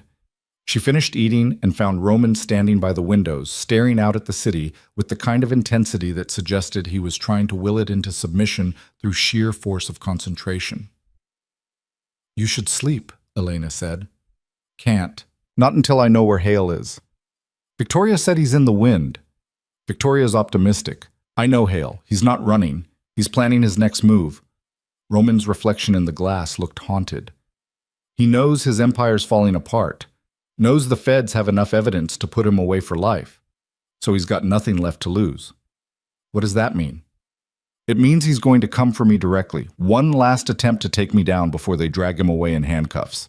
Roman turned to face her. "And he's going to use you to do it." Elena's stomach dropped. "You think he'll try to take me hostage?" "I think he'll try to kill you in front of me, just to watch me break." Roman's voice was flat, emotionless, like he was discussing the weather instead of Elena's potential murder. "That's what I'd do, if I were him. Maximum damage, maximum pain, maximum revenge for destroying everything he built. That's insane, that's survival. When you've lost everything else, all that's left is spite." Roman moved closer, his eyes intense. So I need you to understand something, Elena. If Hale comes for you, I will burn the entire city to ashes before I let him touch you. I will cross every line, break every rule, sacrifice everything I've built, if that's what it takes to keep you safe. And I need to know that you're okay with that. Elena's breath caught. You're asking permission to become a monster. I'm telling you that I already am one. I've just been very good at hiding it. Roman's hand came up to cup her face, his thumb brushing across her cheekbone. You saved my life, Elena, and in doing that, you gave me something I thought I'd lost years ago. Hope. Purpose. A reason to be something better than what I was. But if Hale takes that away, if he takes you away, there won't be anything left of the man you saved. Just the monster I used to be. Elena covered his hand with hers, holding it against her face. Then we don't let him take me. We don't let him take anything. We finish this together. Together, Roman repeated, like he was testing the word. Then he kissed her, soft and gentle and completely at odds with the violence simmering beneath his surface. The moment shattered when the laptop across the room chimed urgently. Roman pulled away and strode over to where the young tech was pointing at his screen, his face pale. What is it? Roman demanded. Hale just sent a message. To you. Directly. Roman leaned over the screen and read whatever was there, his expression going completely still. Elena moved to stand beside him and saw the email open on the screen, just 3 lines of text. You took everything from me, Carrick. So I'm going to take everything from you, starting with the diner, 30 minutes. Come alone, or everyone inside dies. Elena's blood turned to ice. Rosie's diner. Roman was already moving, grabbing his jacket, checking a gun she hadn't realized he was carrying. Get Victoria, full tactical team. I want everyone we have converging on that location now. He said come alone, Elena pointed out. He's lying. The moment I walk in there alone, his people will gun me down and then torch the place anyway. This isn't a negotiation. It's an execution. Roman headed for the elevator. I'm going to end this. Elena ran after him. I'm coming with you. Absolutely not. It's my diner, Roman. Rosie's my friend. Those people are my regulars. I'm not staying here while they're in danger. You'll slow me down. Then I'll keep up. Elena stepped into the elevator beside him. You can argue, or you can accept that I'm coming either way and plan accordingly. Roman looked at her for a long moment, then sighed. You're going to get yourself killed. Probably, but at least I'll die doing something that matters. The elevator doors closed and they descended into the parking garage, where Victoria was already waiting with the SUV and a team of 4 heavily armed men who looked like they ate danger for breakfast. Hale's at Rosie's diner, Roman said as he climbed into the vehicle. He's threatening to kill everyone inside if I don't show up alone in 30 minutes. We're going in hot, full extraction, everyone comes out alive. Victoria's expression didn't change, but something cold and professional settled over her features. Rules of engagement. Hale's mine. Everyone else, disarm and disable. Lethal force authorized if they resist. Priority is civilian safety. Understood. Victoria pulled out into traffic, driving with the controlled aggression of someone who'd done tactical operations before. The team checked their weapons with practiced efficiency, and Elena sat in the middle of it all, feeling completely out of her depth. Roman handed her a Kevlar vest. Put this on. I don't know how... Velcro straps, pull them tight. Roman helped her into the vest, his hands steady and sure. When we get there, you stay in the vehicle until I give the all clear. If shooting starts, you get down and stay down. If I tell you to run, you run. Understood? Elena nodded, her throat too tight to speak. The drive to Brooklyn felt both endless and far too short. Traffic parted in front of Victoria's aggressive driving, and within 15 minutes they were pulling up 2 blocks from the diner. Roman's phone buzzed with updates from surveillance teams already in position. 8 hostiles inside, someone reported over the comm system. Hale's at the back booth. Looks like he's got 4 civilians, the owner and 3 customers. Windows are covered, no clear shot from outside. Explosives? Roman asked. Negative, just small arms. They're not planning to blow the place. This is personal. Roman nodded, his expression carved from stone. He turned to Elena. Last chance. Stay here. Let me handle this. Elena looked past him at the diner, the place where she'd worked for 3 years, where Rosie had given her a job when no one else would, where she'd served coffee to Roman Carrick and unknowingly changed both their lives forever. She thought about Rosie behind the counter, probably terrified but trying not to show it. Thought about the regulars who came in every night for pie and conversation and the simple comfort of familiar faces. They were in danger because of her, because she'd saved Roman, because she'd become something Marcus Hale could use as leverage. "I'm coming with you," Elena said. "Not to fight, but because Rosie needs to see a friendly face, needs to know that someone gives a damn about whether she lives or dies."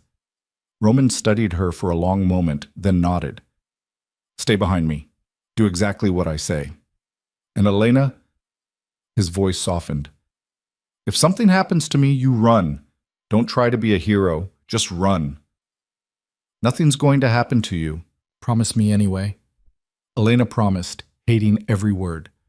They moved toward the diner in a coordinated formation.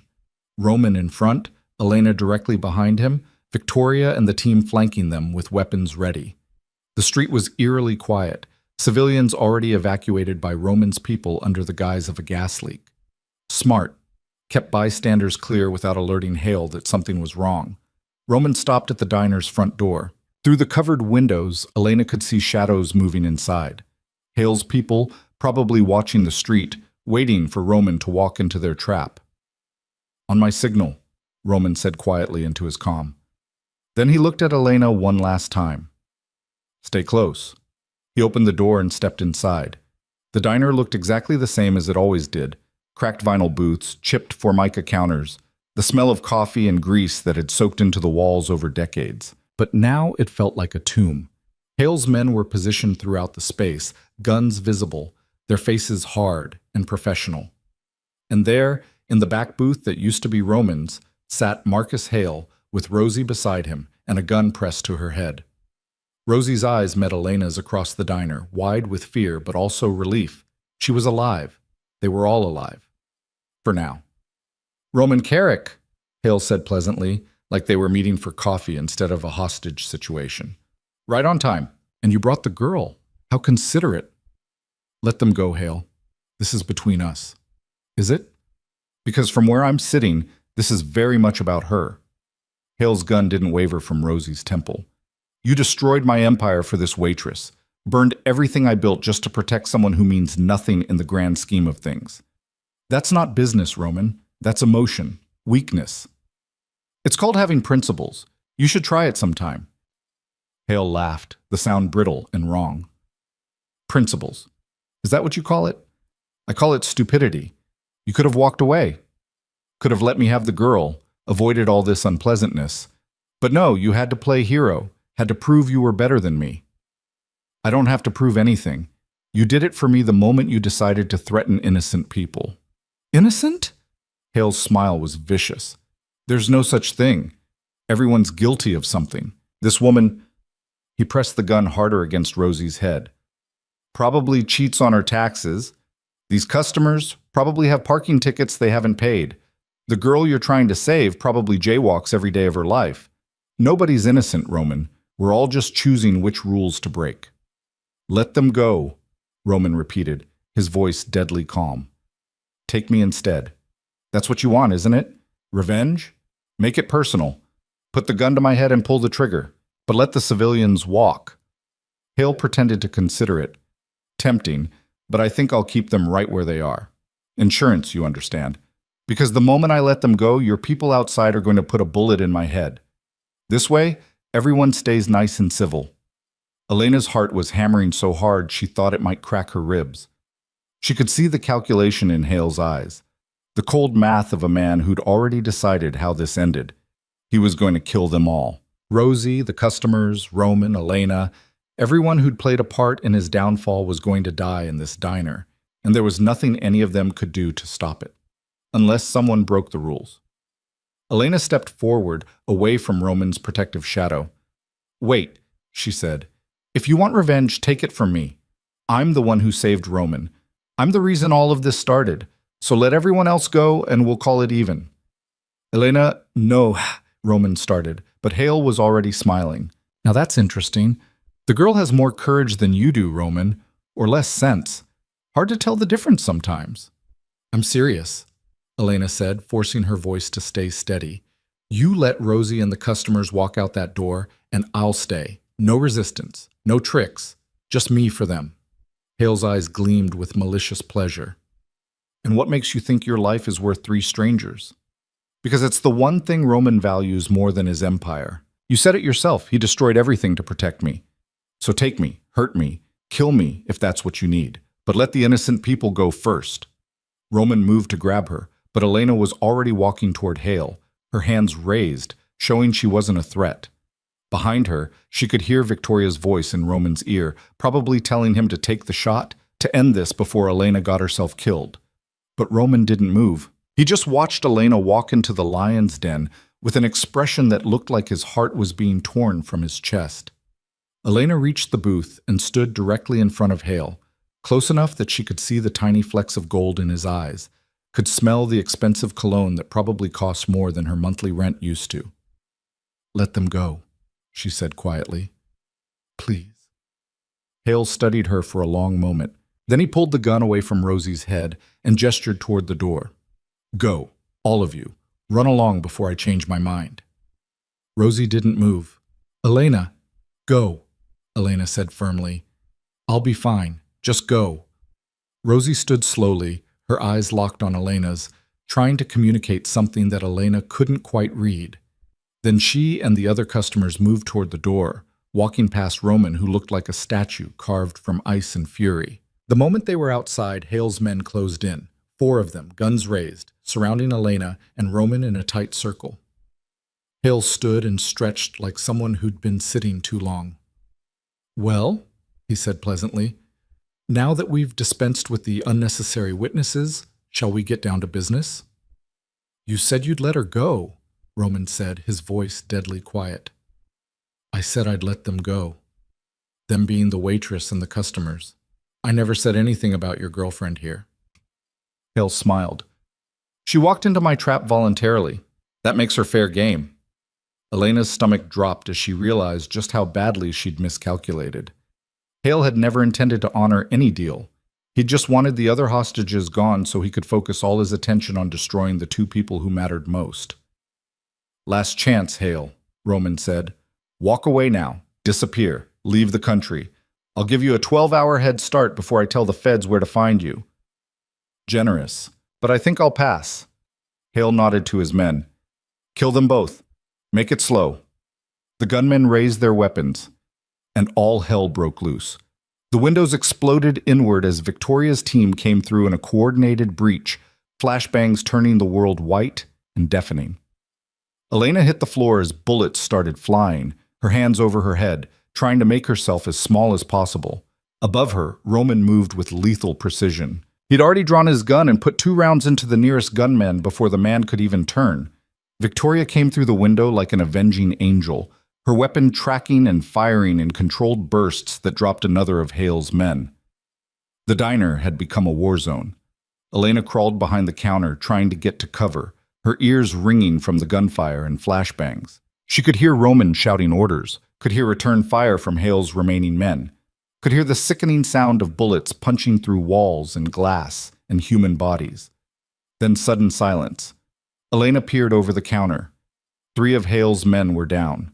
The 4th had his hands raised in surrender, Victoria's gun pointed at his head. And there, in the center of it all, stood Roman and Marcus Hale, facing each other like gunslingers in an old western. "It's over, Hale," Roman said quietly. "Is it?" Hale's gun was already in his hand, pointed directly at Roman's chest. "Because from where I'm standing, I still have 1 bullet, and I'm fast enough to put it through your heart before your people cut me down." "Maybe, but you'll still be dead." "So will you." Hale's smile was terrible to behold. "And that's all that matters now. Taking you with me. Making sure you don't get your happy ending with the girl you destroyed my empire for." Roman's expression didn't change. "Then do it. Pull the trigger.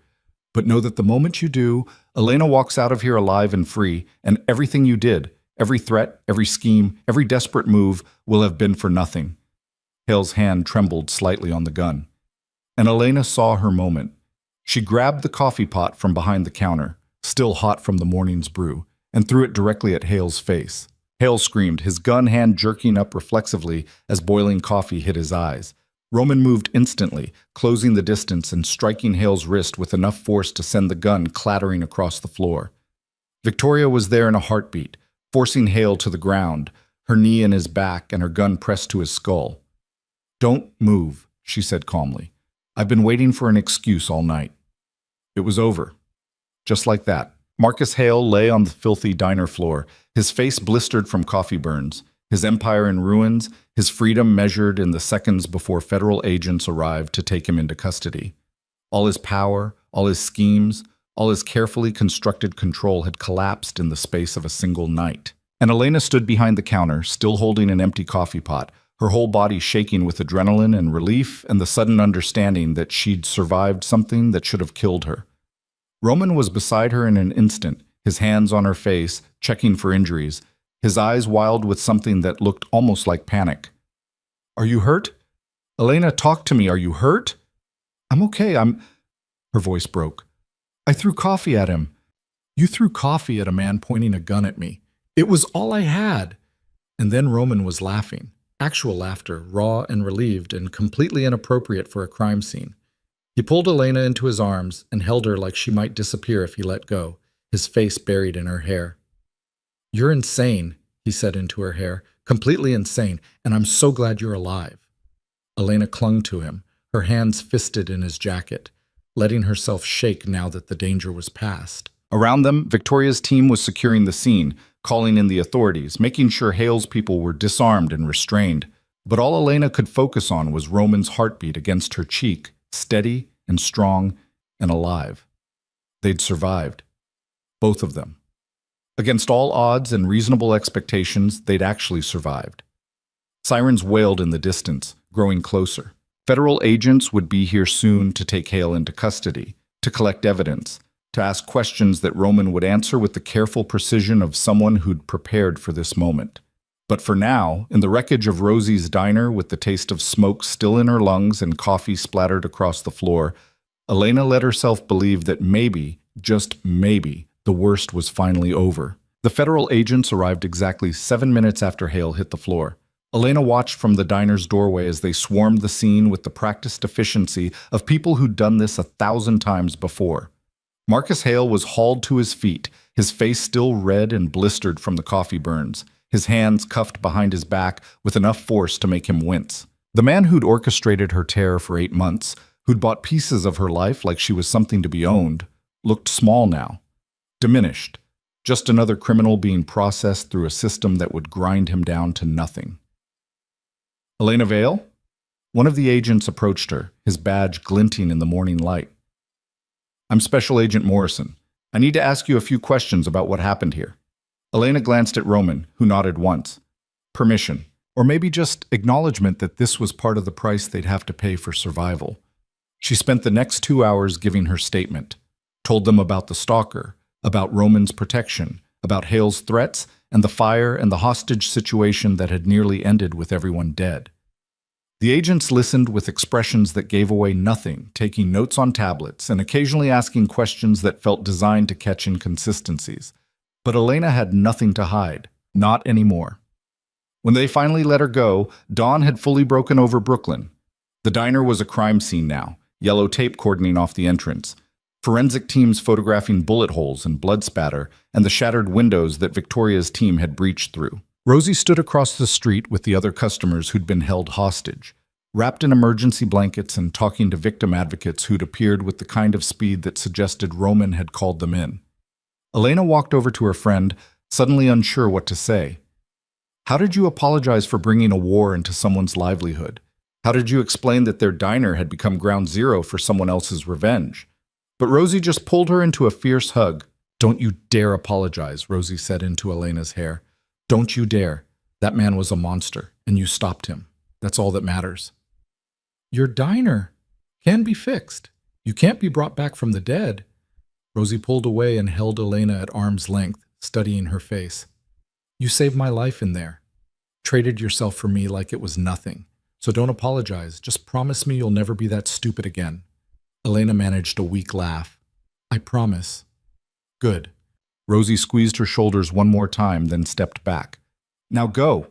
That man of yours looks like he's about to wear a hole in the sidewalk pacing. Put him out of his misery. Roman was indeed pacing, his phone pressed to his ear, his free hand running through his hair in a gesture that made him look almost vulnerable. When he saw Elena approaching, he ended the call immediately. "How are you holding up?" he asked. "I've been better. I've been worse." Elena looked back at the diner. "Is Rosie going to be okay? Financially, I mean. The damage is already covered. Insurance will handle the structural repairs, and I've set up a fund to compensate her for lost business during renovations." Roman's expression was carefully neutral. "She won't lose anything because of this." "You didn't have to do that." "Yes, I did." Roman's eyes met hers. "This happened because of me, because I brought my world into her diner. The least I can do is make sure she doesn't suffer for it." Elena wanted to argue, wanted to say that none of this was his fault, but they both knew that wasn't entirely true. Roman's world had collided with hers the night she pulled him from that burning car, and the ripples from that collision had nearly destroyed everything she cared about. But they'd survived. Somehow, impossibly, they'd survived. "What happens now?" Elena asked. "Now the federal prosecutors build their case against Hale. With the evidence I provided, plus what happened here tonight, he's looking at decades in federal prison. RICO charges, racketeering, attempted murder, kidnapping, they're going to throw everything they have at him."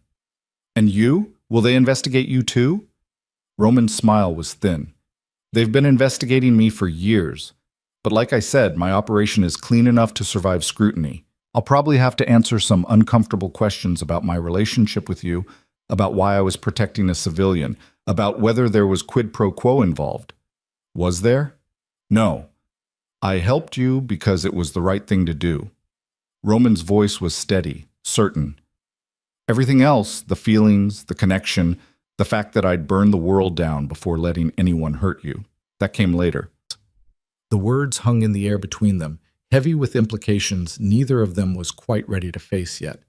Victoria appeared beside them, her tactical gear replaced with a clean jacket that didn't hide the fact that she was still armed. "We need to move. Press is starting to gather, and the longer we stay here, the more questions we'll have to answer." Roman nodded and gestured toward the SUV. Elena climbed in, exhaustion finally catching up with her in waves that made her bones feel like lead.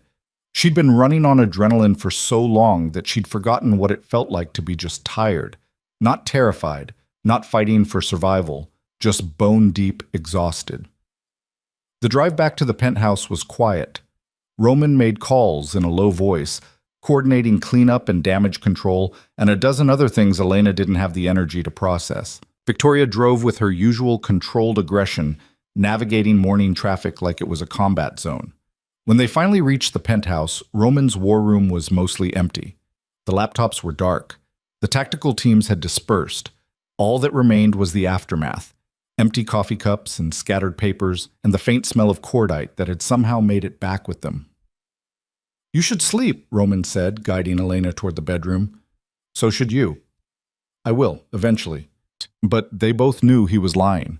The bedroom was exactly as Elena remembered from her brief visit before. Massive bed, floor-to-ceiling windows, minimalist furniture that probably cost more than most people's cars. It felt wrong somehow, being here after everything they'd survived. Like the luxury was mocking the violence that had brought them to this point. Elena sat on the edge of the bed and started unlacing her boots with hands that shook from more than just exhaustion. Roman knelt in front of her and took over, his movements gentle and precise. "Talk to me," he said quietly. "About what?" "About whatever's going through your head right now. Because I can see you thinking, and I need to know if you're planning to run." Elena looked at him, really looked at him, and saw a man who'd just fought a war to keep her alive, who'd risked everything he'd built to protect someone he barely knew, who was still kneeling at her feet like she was something precious, instead of the chaos magnet who'd destroyed his carefully controlled world. "I'm not running," she said. "I'm just trying to figure out what comes next. Because the threat's gone now, right? Hale's in custody. His organization is dismantled. The forged records will be corrected. I can go back to my life." "You can," Roman agreed. "If that's what you want." "What do you want?" Roman was silent for a long moment, his hand still on her boots. Then he looked up at her with eyes that held nothing back. "I want you to stay.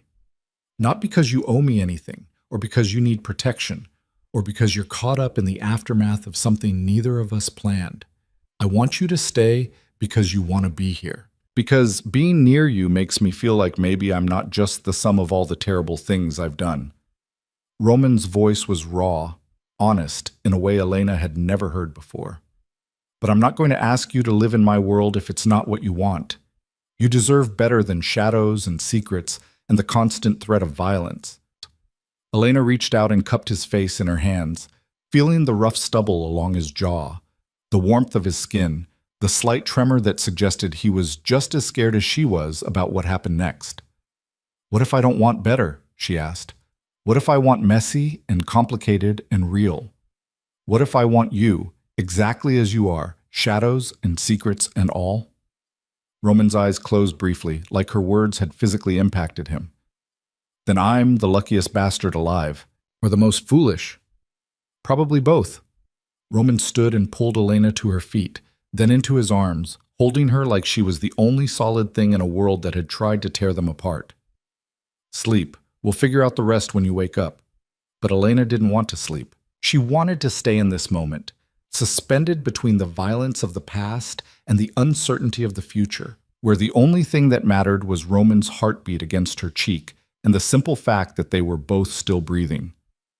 "Stay with me," she whispered. Roman nodded and kicked off his own boots, then lay down beside her on top of the covers, still fully dressed. Elena curled into his side, her head on his chest, and let exhaustion finally drag her under. She woke to afternoon sunlight streaming through the windows and the smell of fresh coffee.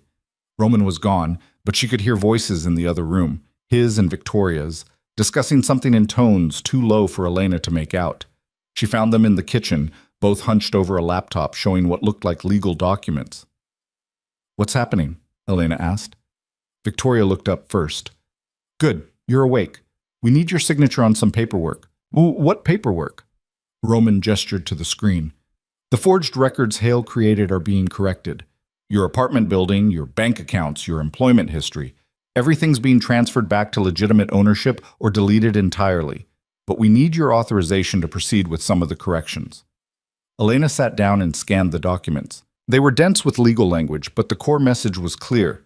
Marcus Hale's 8-month campaign to control her life was being systematically erased. Every purchase, every forgery, every manipulation was being unwound until nothing remained but Elena's actual history. "What about the apartment?" she asked. "The one Hale bought through shell companies. Who owns it now?" Roman and Victoria exchanged a look. "You do," Victoria said finally. "The building was purchased using funds seized from Hale's organization. Federal prosecutors agreed to transfer ownership to the victims of his schemes as part of the restitution process. Your name is on the deed." Elena stared at her. "You're telling me I own my apartment building?" "You and the other tenants, collectively. It's been set up as a housing cooperative. You'll still pay rent, but it goes into building maintenance and improvements instead of lining some landlord's pockets." It was too much to process. Elena had gone from being a waitress, one missed paycheck away from homelessness, to a property owner in the span of a single night. The whiplash was making her dizzy. "What about Hale's other victims?" she asked. "The people he manipulated, the businesses he destroyed?" "Being compensated from his seized assets," Roman said. "It won't make them whole, but it's something. The prosecutors are being unusually aggressive about victim restitution this time. I think the attempted murder of civilians in a public diner made it personal for them." Elena signed the documents with shaking hands, watching her signature appear on screen after screen, each one a small reclamation of the life Hale had tried to steal from her. When she finished, Victoria closed the laptop and stood. "I'll file these with the court. Elena, it's been an experience. Try not to throw any more coffee at armed criminals." "I'll do my best." Victoria left, and Elena was alone with Roman in the enormous kitchen, sunlight pouring through the windows, the city sprawling beneath them like something they'd conquered together. "What happens to us now?" Elena asked. "To you and me?" Roman leaned against the counter, his expression carefully neutral. "That's up to you. Stop putting this on me. I want to know what you want." "I want—" Roman stopped, started again. "I want to wake up next to you every morning and know you're there because you chose to be, Not because you're afraid or obligated or caught up in circumstances. I want to build something real with you, something that isn't founded on debt or protection or the aftermath of trauma. I want to be someone you trust, not because I've proven I'll burn the world for you, but because I've proven I'll be honest even when it's hard. That's a lot of wants, Elena said softly. I'm a greedy man. You should probably know that about me. Elena moved to stand in front of him, close enough that she could see the tiny flecks of gold in his gray eyes. You want honesty? Here's some honesty. I'm terrified. I'm terrified that this feeling between us is just adrenaline and proximity and the kind of intensity that comes from surviving something traumatic together. I'm terrified that if I stay, you'll realize I'm just a waitress with no education and no prospects who happen to be in the right place at the right time to pull you out of a burning car. I'm terrified that your world is too big and too dangerous, and I'll spend the rest of my life looking over my shoulder waiting for the next Marcus Hale to come for me. Roman's hands came up to frame her face. And yet you're still standing here. Because I'm also terrified of walking away, of spending the rest of my life wondering what could have happened if I'd been brave enough to try. Elena's voice was barely a whisper now. You asked me what I want. I want to stop being afraid. I want to build something that's mine, not something someone else can buy or control or take away. And I want... She swallowed hard. I want to do it with you, if you'll let me. Roman kissed her then, soft and slow, and nothing like the desperate collision in front of the burning warehouse. This was a promise, a beginning, a conscious choice made in daylight instead of darkness. When they finally pulled apart, Elena felt lighter than she had in months, maybe years. So what's the plan? She asked. Do I move in here? Do you move into my newly acquired cooperative apartment? Do we get separate places and date like normal people? Roman smiled, a real smile, not the careful mask he usually wore. What do you want to do? I want my own space, at least for now. I need to figure out who I am without someone controlling my life, even if that someone has good intentions. Elena squeezed his hands. But I want you in that space, as much as you can be. I want to wake up to you on weekends and fall asleep on your couch watching terrible movies and argue about whose turn it is to do dishes. I have people who do dishes. Then I want to argue about whether that's excessive or practical. Elena grinned. I want normal, whatever that looks like for us. Normal, Roman repeated like he was testing the word. I can do normal. Can you, though? Because normal means you don't get to pay my rent or solve my problems without asking or orchestrate my life from the shadows. That's going to be hard, Roman admitted. The protecting thing is kind of ingrained at this point. I'm not saying don't protect me. I'm saying ask first. Talk to me. Let me make my own choices, even if you think they're wrong. Elena's expression turned serious. I need to know that this relationship is built on partnership, not protection. That you see me as an equal, not something fragile you have to shield from the world. Roman was quiet for a moment, processing that. Then he nodded slowly. You're right, and I'm probably going to mess this up sometimes. Default back to old patterns, because that's what I know. But I'll try. I'll try to ask instead of assume, to share instead of control, to trust that you can take care of yourself. And I'll try to let you in, to not push you away when things get hard or I get scared. Elena leaned into him. We're both going to mess this up. But maybe that's okay. Maybe that's part of building something real. The next few weeks passed in a blur of normalcy that felt almost surreal after the violence that had preceded it. Elena went back to work at Rosie's diner once the repairs were finished, slinging coffee and taking orders and pretending she hadn't held the place hostage with a pot of scalding liquid. Rosie hired extra staff and gave Elena a raise she hadn't asked for, claiming it was for hazard pay, but they both knew it was because Rosie had a soft heart under all that Brooklyn toughness. Roman came in most nights, back to his corner booth, but now Elena would slide into the seat across from him during her breaks, and they'd talk. Really talk. About his businesses, the legitimate ones and the gray area ones he was slowly phasing out. About her plans to maybe go back to school, get a degree in something useful, build a future that was more than just survival. About the weird, complicated, messy thing they were building together. The federal case against Marcus Hale moved forward with the grinding inevitability of bureaucracy. Elena was called to testify in front of a grand jury, spent 2 hours recounting her ordeal in clinical detail, while Hale's lawyers took notes and looked for inconsistencies they could exploit. But the evidence was overwhelming. Financial records, witness testimony, the recording from the wire Elena had worn into his club. The grand jury returned indictments on 17 counts, and Hale was denied bail pending trial. Roman testified too, though he was tighter-lipped about what he'd told the prosecutors.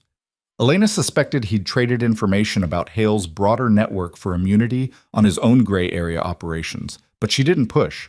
Some things she was learning to let lie. 3 months after the diner siege, Elena stood in her apartment, her actually owned, not rented by criminals apartment, and looked at the boxes scattered across the floor. She'd bought furniture. Real furniture. Not the thrift store cast-offs and sidewalk finds that had filled the space before.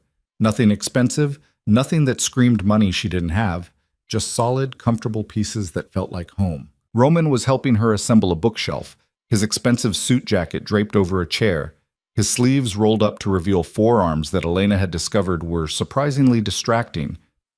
"This piece doesn't fit," he said, frowning at the instructions. "That's because you're trying to put it in upside down. The diagram is unclear." "The diagram is perfectly clear. You're just stubborn." Elena took the piece from him and slotted it into place with a satisfying click. "See? Easy." Roman gave her a look that suggested he was filing this moment away for future revenge. "You're enjoying this." "Immensely. It's not often I get to be better at something than you." "You're better at lots of things than me." "Name 3.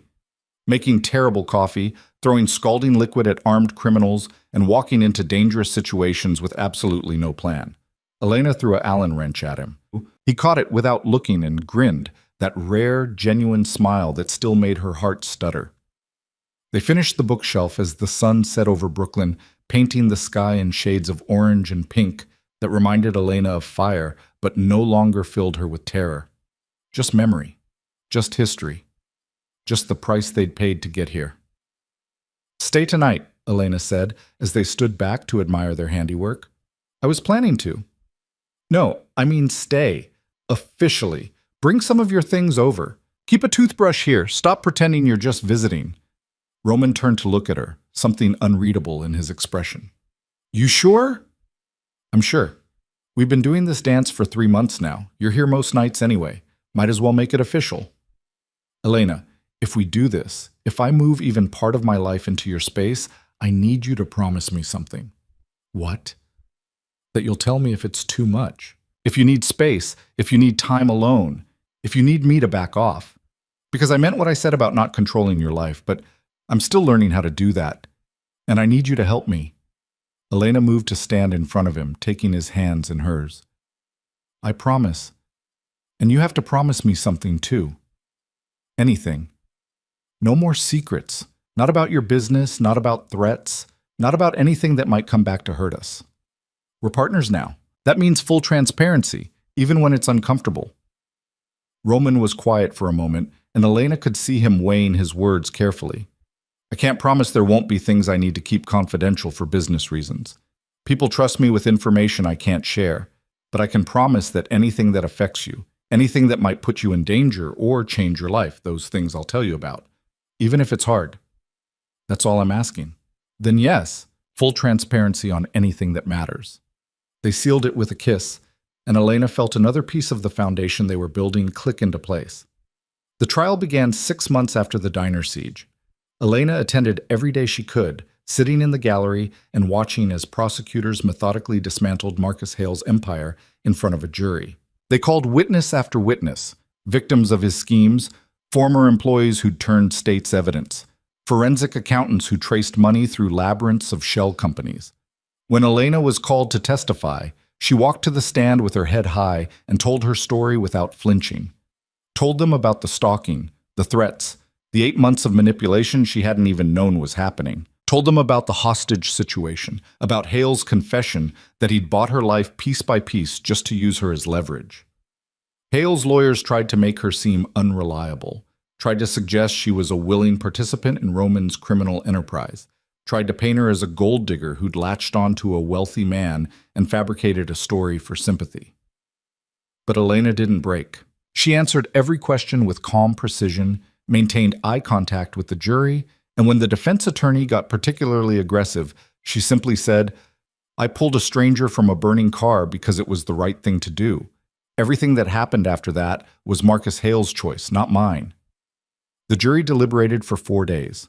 When they came back, Elena was sitting in the gallery with Roman on one side and Rosie on the other. The foreman stood and read the verdict on all 17 counts. Guilty. Guilty. Guilty. All the way down the list. Hale's face remained impassive, but Elena saw his hands clench on the defense table, saw the slight tremor that suggested his carefully maintained control was finally cracking. Sentencing came 2 weeks later. The judge, a woman in her 60s with steel gray hair and eyes that had seen too much, looked at Hale with something approaching contempt. "Mr. Ali, you orchestrated a campaign of terror against innocent civilians for no reason other than spite and greed. You manipulated financial systems, corrupted public officials, and threatened lives, all in pursuit of revenge against a man who had the audacity to protect someone you wanted to hurt. This court finds your actions reprehensible and your lack of remorse disturbing." She sentenced him to 47 years in federal prison with no possibility of parole for 25. Hale would die in prison. Elena felt Roman's hand find hers in the gallery, squeezing once. It was over, really, truly over. Marcus Hale would never threaten her again, would never orchestrate anyone else's terror, would never see freedom again in his lifetime. They walked out of the courthouse into spring sunshine, and Elena felt like she could breathe fully for the first time in a year. "How do you feel?" Roman asked. "Like I want to go home and do something completely normal. Make dinner, watch TV, fall asleep on the couch like regular people." "Then that's what we'll do." But before they could leave, a young woman approached them on the courthouse steps. She was in her late 20s, professional attire, nervous energy radiating off her in waves. "Excuse me, are you Elena Vale?" Elena tensed instinctively. "Yes?" "I'm Sarah Chen. I was one of Hale's victims. He bought the building where my restaurant operated and then evicted me to make room for one of his own businesses." Sarah's words came out in a rush. "I just wanted to say thank you for standing up to him, for giving testimony that helped put him away. A lot of us were too scared to come forward, but you weren't. And because of you, we got justice." Elena didn't know what to say. She'd never thought of herself as brave, never considered that her testimony might mean something beyond her own case.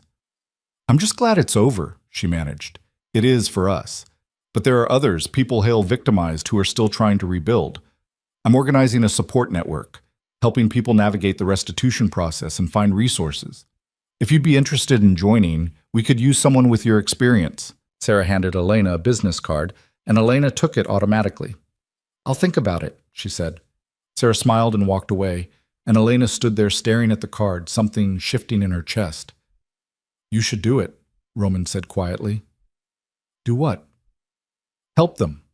Turn what you survived into something that helps other people survive too. You're good at that. I'm a waitress who got lucky. You're a survivor who fought back. There's a difference." Roman's hand found the small of her back, steadying. "And if you decide to do this, I'll support you. Whatever you need, resources, connections, legal assistance, it's yours." Elena looked up at him. "Not going to try to talk me out of it? Tell me it's too much work or too risky?" "No, because this is your choice and I trust you to make it." Roman smiled slightly. "See? I'm learning." That night, Elena made dinner in their because it was officially both of theirs now, apartment, while Roman set the table with the mismatched plates they'd picked up at a second-hand store. They ate pasta and talked about mundane things, the leak in the bathroom that needed fixing, the neighbor who played music too loud, the movie they'd been meaning to watch. After dinner, Elena pulled out Sarah's business card and stared at it for a long time. "Tell me honestly," she said. "Do you think I can do this? Help people navigate legal systems and restitution processes when I barely understand them myself?" Roman set down his wine glass. "I think you walked into a burning building to save strangers. I think you threw coffee at an armed criminal to protect me. I think you stood in front of a jury and didn't flinch when they tried to tear you apart. So yeah, I think you can do this." "It's different, though. That was survival. This is choosing to walk back into the trauma and live there." Only if you let it be trauma. It could also be purpose, meaning, a way to make sure what Hale did to you wasn't for nothing. Elena turned the card over in her hands, feeling the weight of the decision pressing down on her. Then she picked up her phone and dialed the number. Sarah answered on the second ring. Hello? Hi, it's Elena Vale from the courthouse. I've been thinking about your offer. Elena took a deep breath. I want to help. Tell me what you need. 6 months later, Elena stood in a community center in Brooklyn, facing a room full of people whose lives had been upended by Marcus Hale's schemes. Some had lost businesses, some had lost homes, some had lost years to legal battles they couldn't afford to fight. Now they were fighting back. Elena had helped establish the Victims Resource Network, a nonprofit organization that connected Hale's victims with legal aid, financial counseling, and emotional support. Roman had provided seed funding and office space. Sarah had built the infrastructure, and Elena had become the face of it, the survivor who'd stood up and won, who could tell others that recovery was possible. The restitution process is complicated, Elena told the group. There are forms to fill out, deadlines to meet, evidence to gather. But you don't have to do it alone. We have lawyers who can help you navigate the system, financial advisors who can help you rebuild, and other survivors who understand what you're going through. She talked for an hour, answering questions, sharing resources, watching hope slowly replace despair on faces that had carried fear for too long. When the session ended, an older man approached her, late 60s, worn hands that spoke of decades of manual labor. My name's Robert. Hale bought the building where I had my automotive shop, tripled my rent until I couldn't pay, then evicted me, took everything I'd built over 40 years. Robert's voice shook slightly. I wanted to give up. Thought I was too old to start over. But hearing you talk, seeing what you did, it made me think maybe I can fight. Maybe it's not too late. Elena felt tears prick her eyes. It's not too late. We'll help you. That's what we're here for. Robert shook her hand, his grip firm and grateful, and walked away looking lighter than when he'd arrived. Roman was waiting for Elena outside the community center, leaning against his car with the kind of casual elegance that still made her heart skip. How'd it go? He asked. Good, really good. Elena leaned into him, letting his arms wrap around her. I think we're actually making a difference. You are. Every day. Roman kissed the top of her head. I'm proud of you. You know that, right? You tell me approximately every 3 hours. I'm aware. Just making sure. They drove home through Brooklyn streets that had once felt threatening but now just felt like home. Elena's life looked nothing like it had a year ago. She was still a waitress. She'd kept her shifts at Rosie's because she actually enjoyed the work. But now she was also a victim advocate, a nonprofit organizer, a woman with purpose beyond just survival. And she had Roman.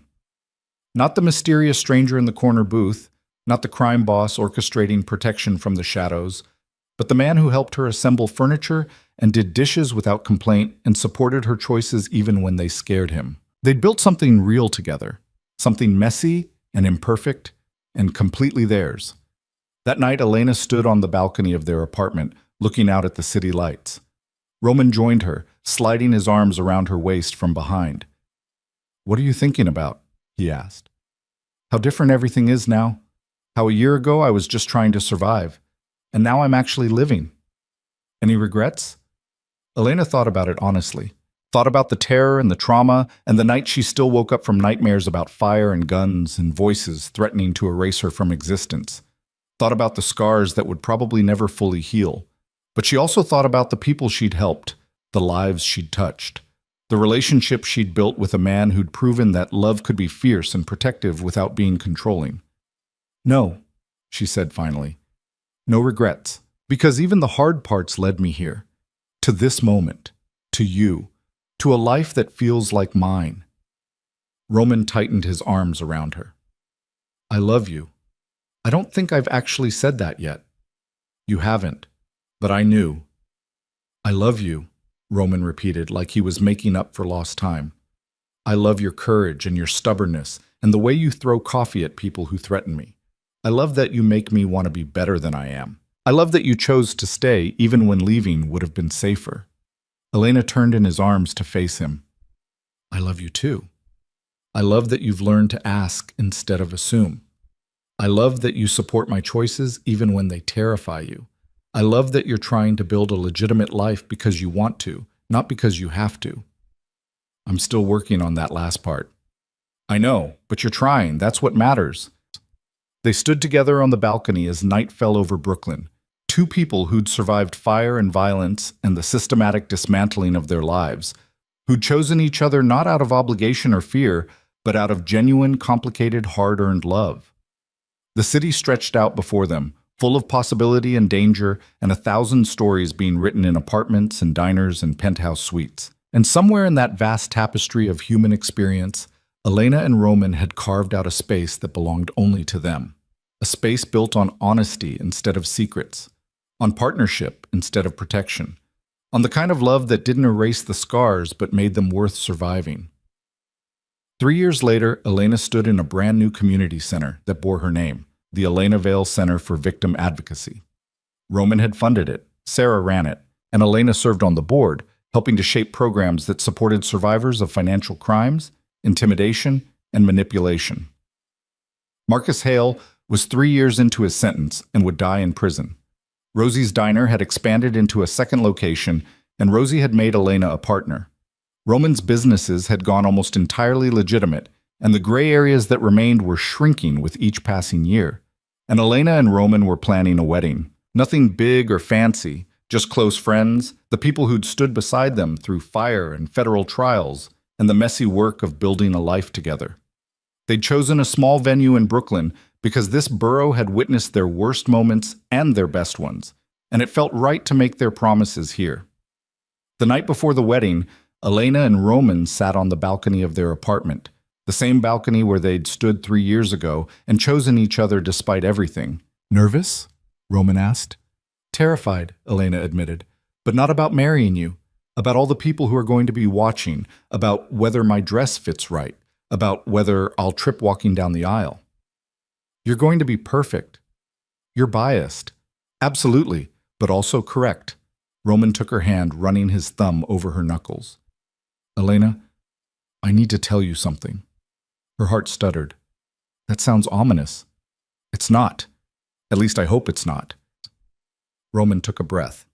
"I've been working with the federal prosecutors for the last 2 years, helping them dismantle the remaining pieces of criminal infrastructure in the city, testifying against people who make Hale look like an amateur. And I'm done. As of next week, my cooperation agreement is complete, and I'm out." Elena stared at him. "You're out? Completely out?" "Completely out. No more gray areas, no more questionable business partners. No more looking over my shoulder wondering when the next Marcus Hale is going to appear." Roman's eyes met hers. "I'm going legitimate. Fully, entirely, irrevocably legitimate. Because I want to build a life with you that isn't shadowed by the things I used to do. I want us to be safe, really safe. Not just surviving, but thriving." Tears burned Elena's eyes. "You did this for us. I did this for me too.